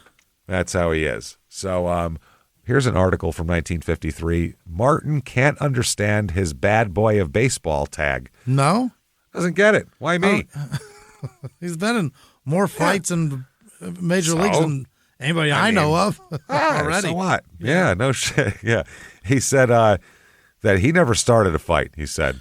Okay. Yeah, he said, sure, I get in fights, but I never start them. He said they gave me a reputation as a fighter, and now every guy and his brother's trying to make me earn it. Oh. The other day in Detroit, Matt Batts tagged me at the plate, then banged me on the nose. An old newspaper, sorry, It's hard to read. Banged me on the nose with the ball while I was lying on the ground. What am I supposed to do? Say thank you? Yes. I guess this Batts later apologized to Billy for that. Oh. Maybe it's because I'm such a skinny little guy, but somebody always wants to take a crack at me. I don't go around looking for fights, but neither do I back away from one. I can take care of myself. When I was a little shaver, I don't know what that is, people kept telling me that if I wanted to succeed, I would have to play hard, aggressive baseball. I've always played hard, and I've always played clean. The other day, I slid hard into Ray Boone trying to break up a double play. You should have seen the stack of letters I received the next day calling me a dirty, rotten player. Every city we go into, the fans holler at me. Doesn't like it. He said they'll yell at me, who are you going to start a fight with today? Or watch out, Martin, here comes Courtney, or Batts, or Pearsall, or whoever. I can't understand it. Mm-hmm. Anyway, on the field, or off the field too, Billy, Mickey, and Whitey Ford are the three musketeers, is what everybody calls them. All right. They're always fucking out together doing crazy shit. Whitey Ford said, I don't know why, but Billy always got labeled the instigator, which wasn't true at all. Mickey just had that innocent country boy look, and I was quiet about a lot of these things in public, but Billy didn't care about appearance, and he had that mischievous grin, so people thought he was stirring things up all the time. It really wasn't the case. We got into plenty of trouble without him. Mm-hmm. And I think part of that is both Whitey and fucking Micky Mantle, they are very innocent-looking, blonde-haired dudes. Sure. That look like, I'm just an all-American country boy. Like, that's what they look like. So I can't possibly be bad. Whereas Billy looks like a swarthy character. I think that's part of it. Yeah. Whitey Ford and other people insisted Billy was not a heavy drinker in this period of his life as well. They said, Whitey Ford said, we used to make fun of him for nursing a drink for an hour. I'd catch him dumping scotches we bought for him in potted plants. Oh, my God. Wow. I'd say, where's your drink? And he'd say, I drank it. And I'd say, then where's the ice? You drank the ice too? Right. What'd you do? You just had that. What the fuck? Yeah. He stayed out late with us, but he wasn't the one keeping us out late. But he would always be the one getting blamed for us drinking too much and staying out late. It got to be a joke between us. We'd tease him that he was leading us astray. Mm-hmm. We'd say, we should go home, but let's have another drink because Billy's a bad influence. That was the joke. Yeah. Billy would get pissed at us because he knew that's exactly what people were saying. Billy told the New York Times columnist in 1953, "I'm no playboy drinker. Sure, I go places. I'm single and I can't sit in a hotel room talking to the floor lamps. Have something to do." That is boring. Yeah, he's a young guy. What is he supposed to do? And also, here's an article from 1953 talking about how Billy is the kind of a magnet for hard sliding players. Mm-hmm. Players are always giving him the hardest slides, basically. Sure. Casey Stengel said he's been getting good. He's been getting it good all around the league. He's been getting it, and there isn't anything he can do but just stand out there and take it. Mm. What else can you do? He said, Martin said they can slide as hard as they like as long as they slide clean. When they don't slide clean, they'll hear about it from me. Otherwise, they'll get no complaints. Yeah, you slide in with the spikes low, just taking out a guy's legs. That's the game. Mm-hmm. You spike somebody, that's a different story. Then you can hurt him and cut him and all that kind of shit. That's not good. This is from August 7th, 1953. Tigers catcher Honest fined $100 for tiff with Yankees Billy Martin. That's the scrappy Detroit catcher fined $100 for an altercation with Billy Martin of the New York Yankees 2 weeks ago. Thinks the only reason he was fined is because he admitted he was to blame. That's the incident when he hit him on the nose with the ball. Home plate umpire Joe Pietragallo sent in a good report of the incident to the American League office, Batts said. There was no suggestion of a fine. I know because he told me. I know darn well I would never have been fined if I didn't voluntarily accept the blame. I guess it just doesn't pay to be honest. Mm-hmm. I guess fucking not. So he said that Stengel said Billy's being hit with the hardest blocks this side of a professional football field. So he said he's getting killed out there. Yeah. He finished second among second basemen in fielding percentage in the American League that year, though, so that's pretty good. 53 played in 149 games, 587 at-bats. He hit .257 with 15 home runs, 75 RBI, and 6 steals. He was 25th in MVP voting. Wow. I think they only go that high, but he was 25th, so not bad. So the 1953 World Series, Martin had 12 hits, tying a World Series record with 23 total bases, breaking Babe Ruth's record. So, I mean, he killed it, and he was elected most valuable player of the World Series, Billy Martin was. Casey said, look at him. He doesn't look like a great player, but he's a hell of a player. Try and find something he can't do. You can't. Can't find it. Can't find it. During this, between the 4th and 5th games of the series, New York newspapers were filled with stories about an 8-year-old boy named Johnny Durkin of the Bronx who had been stricken with polio recently. Oh, no. We're still in polio days here. Yeah. A playground baseball fixture, Durkin had recently been confined to his bed when he lost the use of his left leg. His father, Lawrence, knowing that Billy was Johnny's favorite player, made a plea to the Yankees for something to cheer up his disconsolate son. Martin posed for a photo, autographing a baseball for Johnny Durkin, then autographed the photo too. Both were sent to the boy at Willard Parker Hospital in the Bronx. His dad said, quote, Johnny completely forgot about the fact that he couldn't move one leg when he saw that picture in the baseball. He couldn't believe Billy Martin would find time during the big World Series to send him a ball and a picture. What a guy. So during this Game 6 of this series, Yankees had a 3-1 lead until the 9th when Carl Furillo hit a 2-run home run into the right field stands to tie the game. In the Yankees' half of the 9th inning, Bauer walked and Micky Mantle beat out a weak grounder to third base for a single. So no one out, runners on first and second. Billy walks up toward the plate, and it's getting chilly and all that. And Yogi Berra said, nobody ever said anything to Billy in those situations. You wouldn't interrupt him. You didn't have to talk to Billy. He knew what to do. And Hank Bauer said, Billy was born for that moment. I wasn't sure he'd get a hit, but I was sure he'd hit it hard somewhere. So Billy took the first pitch for a ball, then fouled off a fastball. Then the pitcher threw a sinker to Billy, he hit it past the pitcher's mound. It bounced once in front of second base and didn't bounce again until the outfield grass. Bauer roared around third base and beat the throw home without a slide. The Yankees were celebrating, obviously. Yeah. And Stengel sprinted toward first base where Billy was mobbed. The newsreel of the game showed a smiling Billy hugged by Stengel and Dan Topping in the clubhouse. That's the owner. Seemingly every Yankee came out to tussle his hair. Rizzuto came over and, holding Billy's chin in his right hand, kissed Billy on the cheek. Stengel, meanwhile, was holding up his right hand with his fingers and thumbs spread wide. No team has ever won 5 consecutive World Series, and Stengel was making sure everyone could count the 5 extended digits of his hand. You betcha. It was the Yankees' 16th championship in the last 30 years. Dressen said, Martin's the best on the club. That's the Dodgers manager. Yeah. He just kills you. He said he just fucking kills you. Now, during the series also, Billy had been writing a short diary for United Press International. After the final game, under the byline Billy Martin, the series MVP, began his diary with this sentence: "The ball I hit in the 9th inning went out into center field, they tell me, but I always believe it rolled into the promised land." There it is.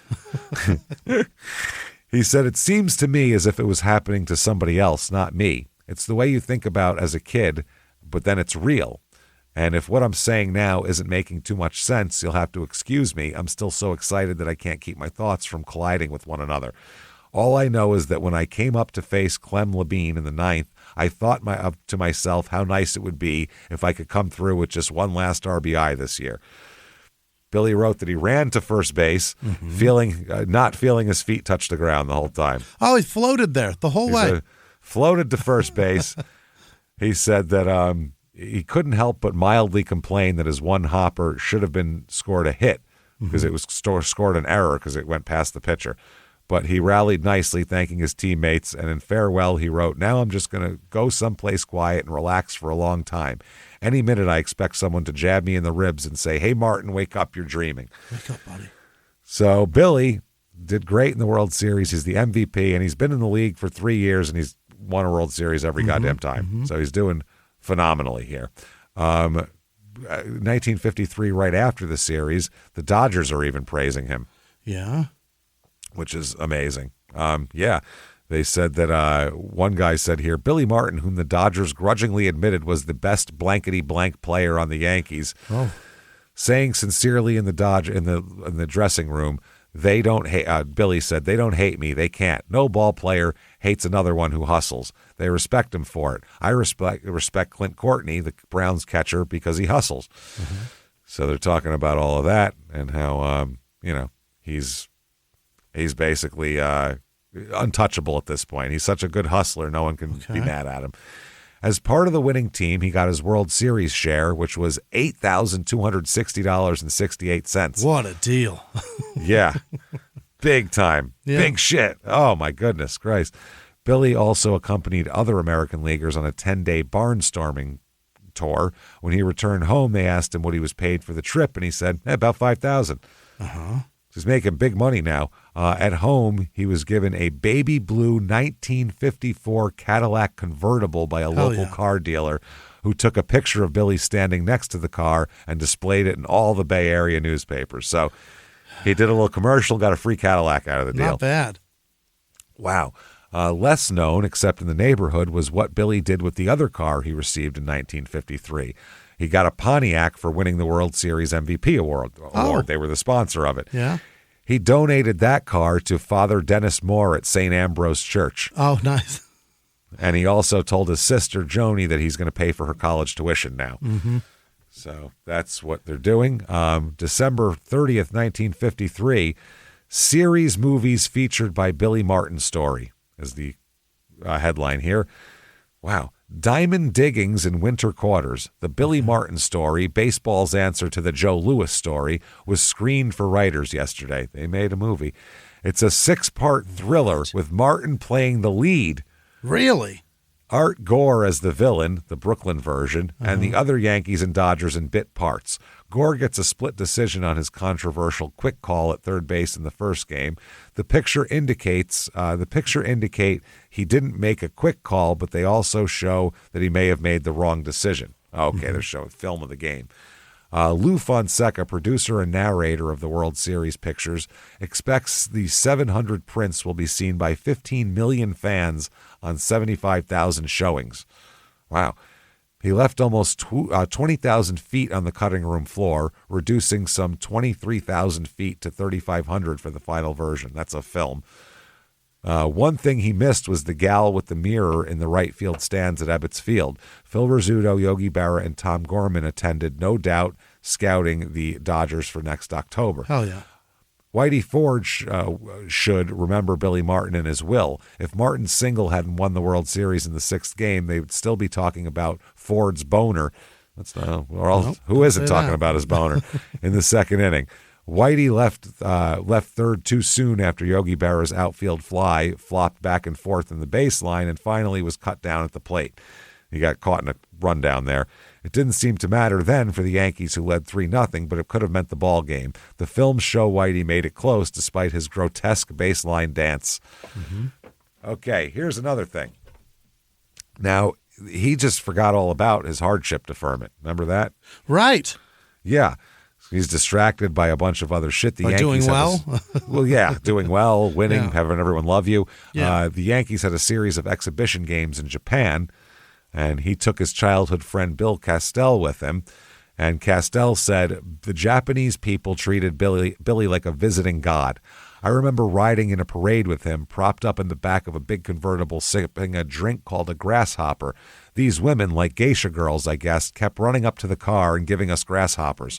Mm-hmm. We sat there waving to the crowd, and every once in a while, Billy would look over at me and say, how about this? Not bad for a couple of nobodies from West Berkeley. Doing all right. Doing all right. About this time, according to the Berkeley Gazette story, a local draft board began reviewing Billy's hardship case because an official told the newspaper now he's in the money. Mm-hmm. So he should be able to go over there and still have money left over to support people. Asked about it when he got back from Japan, Billy answered, I haven't heard anything about it. I haven't received any notice, but I'm here if they want to come get me. And they did. After months of governmental pushing to reclassify his draft status. So for about a week, Billy went to rest at his mother's house, moving back into his old bedroom. And he was bored, so he called Micky Mantle. And then he called his cousin. What a fucking sweet afternoon.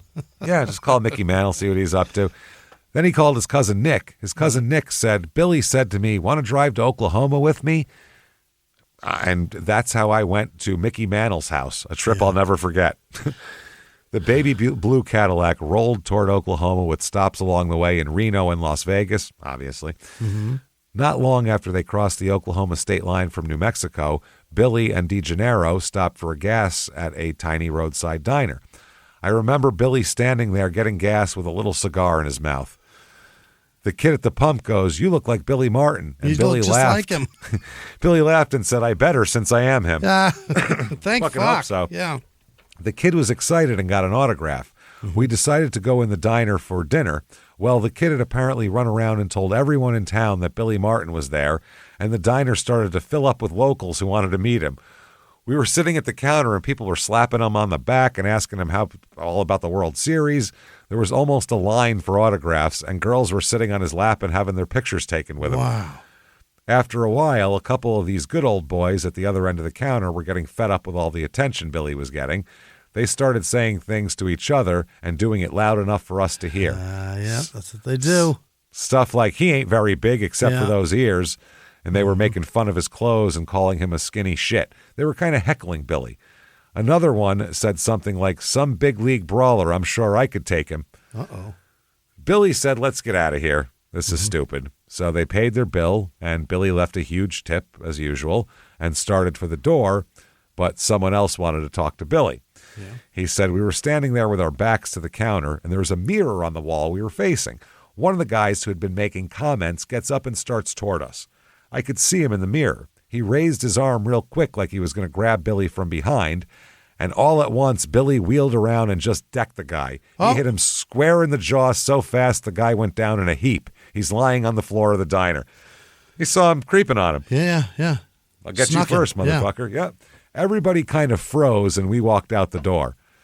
But some of the male patrons from the diner eventually followed Billy and his cousin. We got in the Cadillac, and they're yelling things at us, standing in the dirt parking lot, but no one is coming near Billy. They're standing back and just yelling. Billy laughed at them. He said, "Go fuck yourselves," and we all roared off. One of the guys picked up a rock and threw it. Wow. Billy turned to me and said, "See what I have to put up with? I'll tell you what.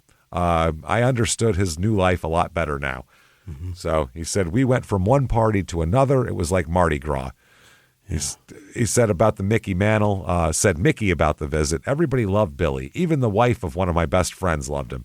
That's not good. Mm-hmm. The boys went hunting and fishing, and Billy started buying and borrowing the Western-style clothing everyone else in Oklahoma was wearing. He bought cowboy boots and a hat. He really threw himself into that. He keeps this forever. Doing a cowboy thing? He affects a fucking drawl. It's the weirdest shit. It's so strange, and then dude. does a cowboy thing. Yes, that's forever. Forever. I think he has horns on his car at one point. Really? Like it's wild. Real dude. cowboy shit. Look at this. On a Crazy Cadillac. Shit. Makes no sense. They said that they hunted during the day, and by mid-afternoon they were drinking. And the cousin said, "All I saw of the two of them that winter was their backs going out the door." That's what Marilyn Mantle wrote. Yeah. And that's Mickey's wife. If they did all the hunting and fishing they claimed they were doing, the fish and quail population of Oklahoma and Missouri took a fearful beating. They'd say they were hunting, go out drinking. Yeah. That's all they were doing. Here's a story. Micky Mantle here. So I told Billy I knew a guy who had a big ranch where the hunting was terrific, but we'd have to drive about 3 hours to get there. And everyone would smile. This is Mickey's story that he would tell. He said Mickey would say that to start it out, and everyone would smile, drawn in by the notion that they were going to get an inside look of what it was like to be, one of these guys. So Mickey would continue. So we get to the ranch, and I park my pickup truck, and I said to Billy, "Let me go inside and say hi to the guy and ask his permission to hunt on his land. It's just a courtesy." Yeah. As Mickey told the story, he talked to the rancher, who was happy to have Mickey and Billy hunt on his land, but the rancher asked a favor. One of his aging mules had gone blind and was lame, but the rancher didn't have the heart to shoot him. Oh. So the rancher asked Mickey, "Would you shoot that mule for me before you go out to hunt?" Yeah. Mickey agreed to put the mule down, but as he walked out the door, it occurred to him that the situation might present another opportunity to pull a prank on his friend. So Mickey, trying not to laugh, stormed out of the rancher's house, and as he approached the truck, he said, "That no-good bastard won't let us hunt on his land. We drove all the way down here for nothing." You get where this is going. You son of a bitch, Mickey. Mickey reached for his shotgun in the back of the pickup and started marching toward the rancher's barn. Awesome. So Mickey tells the rest of the story thusly. "I said, 'Come on, we'll show him.' Billy grabbed his gun and ran after me. 'What are you going to do, Mick?' When I got to the barn, I said, 'That bastard.' And I aimed my shotgun at the blind mule and pulled the trigger. Bam. And right behind me, I heard two more shots. Bam, bam. Billy Martin's a fucking menace. I turned around and Billy had shot two of the rancher's cows.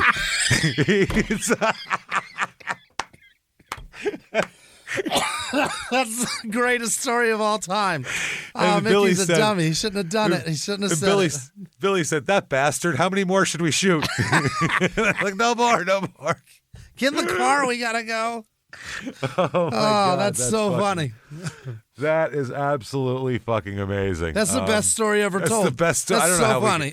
I think we should end this show this week with that, because that I don't know how the fuck you get better than that story.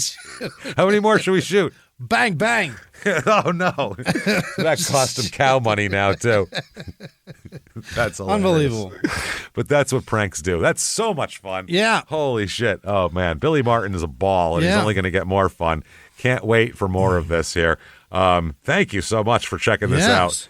If you like this show, absolutely get on whatever app you're on and give us 5 stars. It helps a lot. Head to shutupandgivememurder.com, buy your merchandise, get your tickets for live shows for Small Town Murder, including in October 18th in Seattle. And, of course, the virtual live show the Thursday before Halloween, just like a live show, but you can watch from anywhere in the world with Wi-Fi. We're going to be in costumes. We have all the pictures like a regular live show, but you don't have to go anywhere. It's beautiful. So get in there and get that. Shutupandgivememurder.com. Follow us on social media @CrimeInSports. And for sure, get yourself some Patreon. Patreon.com/crimeinsports is where you get all the bonus material. Anybody $5 a month or above. As soon as you subscribe, you're going to get hundreds of bonus episodes you've never heard before. New ones every other week. One Crime in Sports, one Small Town Murder, and you, of course, get access to all of it. And in addition to that, you're going to get all the shows, Crime in Sports, Your Stupid Opinions, and Small Town Murder, all ad-free with your Patreon as well. You can't beat it. And you're going to get a shout-out where Jimmy's going to fuck your name all up for you, even though he'd love to get it right. So I think we'll do that now. Jimmy, good God, hit me with the names of the people who would never, ever shoot our cows. Never. Hit me with them right fucking now. This week's executive producers are Gary Howard, Maria Wiedeker. Good seeing you, Gary. Wiedeker. I think it's Wiedeker. I don't know. It's a lot of E's. Gary. Thank you, Maria. Gary hooked me up. And Gary, Thank you. you're a good dude, Gary. You Good to see brother. you. Thank you, man. Take care of yourself. Stay out of trouble. Bro. Buckle Watch up. out. Terry Keep that truck on the Depew. road. Carol Braun sticking around. Thank you, Carol. You're the best. Thank you. Amanda Parma also. I believe we've met her before or heard from her. Sounds familiar, right? I don't know. Other producers this week, Elizabeth Vasquez, Elizabeth Rockefeller, Peyton Meadows, Matthew Casey, Jeffrey Adamski. Hey, Swab, give me another brewski. Remember that in Captain Ron? Oh, yeah. Fuck yeah. I love Captain Ron. It's the best movie. Well, it's not weirdest movie to have tits ever. You don't expect tits in that movie, and there they are. Yeah, it's great. Bingo, they're there. As a 12-year-old, I'm like, this has it all. Yeah. Who else we got? Ryan Bender, Happy Hour, checking in West Memphis, Arkansas. Be careful out there. That's watch not out. It's not a great neighborhood. Don't get held for multiple murders you didn't commit. Janice Hill, Nathan Rose, Allison Trauma, did Owen? That's not it. I fucking... What the hell? Somebody named Owen. Thank you, Owen. Mr. Owen, Mrs. Owen, DID Owen. That's not right. I mistyped that. Adam Stockman, Jeremy Muzi, Dr. Zizzle Fraxel, Don's Gold, Michelle Cox, Travis James, Douglas Woodson, Jeremy Ox, Deanna Susie, Chris with no last name, Nama with no last name, Debbie Grimes, Amanda Jenkins, JBY Malang. I don't know. That's it. That's their name. Kitty with no last name, Darcy Hobie, Deneen Milligan. Carrie with no last name. Dakai with no last name. Perhaps Dacky. Carla Gregory. Cthulhu. Okay. Diana Gruber. Rebecca Ravenwood Becky. Jess Case, Matthew with no last name, Kaylee with no last name, Esther Nascimento Batista, Myron Eyre, Andy Bonifacia. That's the one. Patricia Thomas. Not Patricia. Who's Patricia ever? Thomas. Sparchy Dogs. Robin Middleton. Gwendolyn Chambers. Red, White, and Brian. Marnie Thorvardson. Tom. Pam Safinsky. Steve with no last name. Gentry Katie. And Jim Bob the cat. Good. Kissy Mama, Justine Field, Landon Shepard, P, the letter P, Deanna Patsoris, Angel Shadoff, Ruby Ray, Savannah Bratcher, Ian Stevenson, Ron DeKing. Is that Ron DeKing? What do you need me to say there? Is that a joke of some sort? What do you need me to say? What do you need me to do? What are you trying to get out of me here? What are you looking for? What's the trick you're trying to pull? Michelle Maloney, Mike Silver, Anna Marie, Ethan with no last name, Sarah Tomlinson, Crystal Winters, BJ Lowe, also hi, then low, then high. All right. Matthew Williams, Preston with no last name, Rochelle with no last name, Wanda, Tim K, Blake with no last name, Becky LaGuardia, we got that LaGuardia money, Kimberly Akers. Fiorella's granddaughter. Is it? Probably. Sure. Robin Smith, Tammy with no last name, Bodie Marshall, Amy Mobley, Melanie Carter, Alex McKinney, Melanie Oliveira, Beverly Beaver. Wow. Amy Van Vliet, Ashes with no last name, Sean Kelly, DJ Max, the brother of TJ, Andrew Ox, I already said that, Christy with no last name, Darcy Smith, Brandon Sandal, Megan Daniel, Sonia Hardcastle, Elaine with no last name, Renee Carter, Steve Funk, Sky Alex Jackson, Kaylee with no last name, Brendan Kelly, Jaden Hitchcock, Jesse George, Anna Fidalgo, Dolores Belts, Jim Delaney, Heather B., Kathy with no last name, Vanessa Johnson, Laura Donna with no last name, Christina Anderson, Sarah Hardacre, Andrew Petty, Jennifer McKay, Jessica Town, Stacy Roberts, Francesca with no last name, Ernie Lozano, Shannon Brown, Tyler Vanderin, Tammy perhaps, Guevara, Corey Donaldson, Stacy Cole, Melissa with no last name, Kaylee Gill, Moose with no last name, Samantha B., Bianca with no last name, Stephanie Candelas, Michelle DeWeese, Caden Stubblefield, Lewis Smith, Randall Rolston, Colton Thompson, Tony L. AOY, L. Conrad, Rainey Moochler, Robin, that's Matthew, Focky, Anna Talent perhaps, and all of our patrons. You guys are the best. Thank you. Thank you so much, everybody. A wonderful, fantastic It's unbelievable. Fuck, do we appreciate all that you do for us every single week. Thank you for keeping that up, and just thanks for hanging with us. We appreciate everything, especially money, of course, but anything, really. You post that these guys have funny shows. We're over the moon. Thank you so much for doing all that you do for us. You want to follow us on social media? Very easy to do. Head over to shutupandgivememurder.com. Follow the drop-down menus and keep going and get some tickets and hang out with us while you're there. Keep coming back week after week, and especially for week 3 of Billy Martin next week, live from the Crime and Sports Studios. We will see you next week. Bye.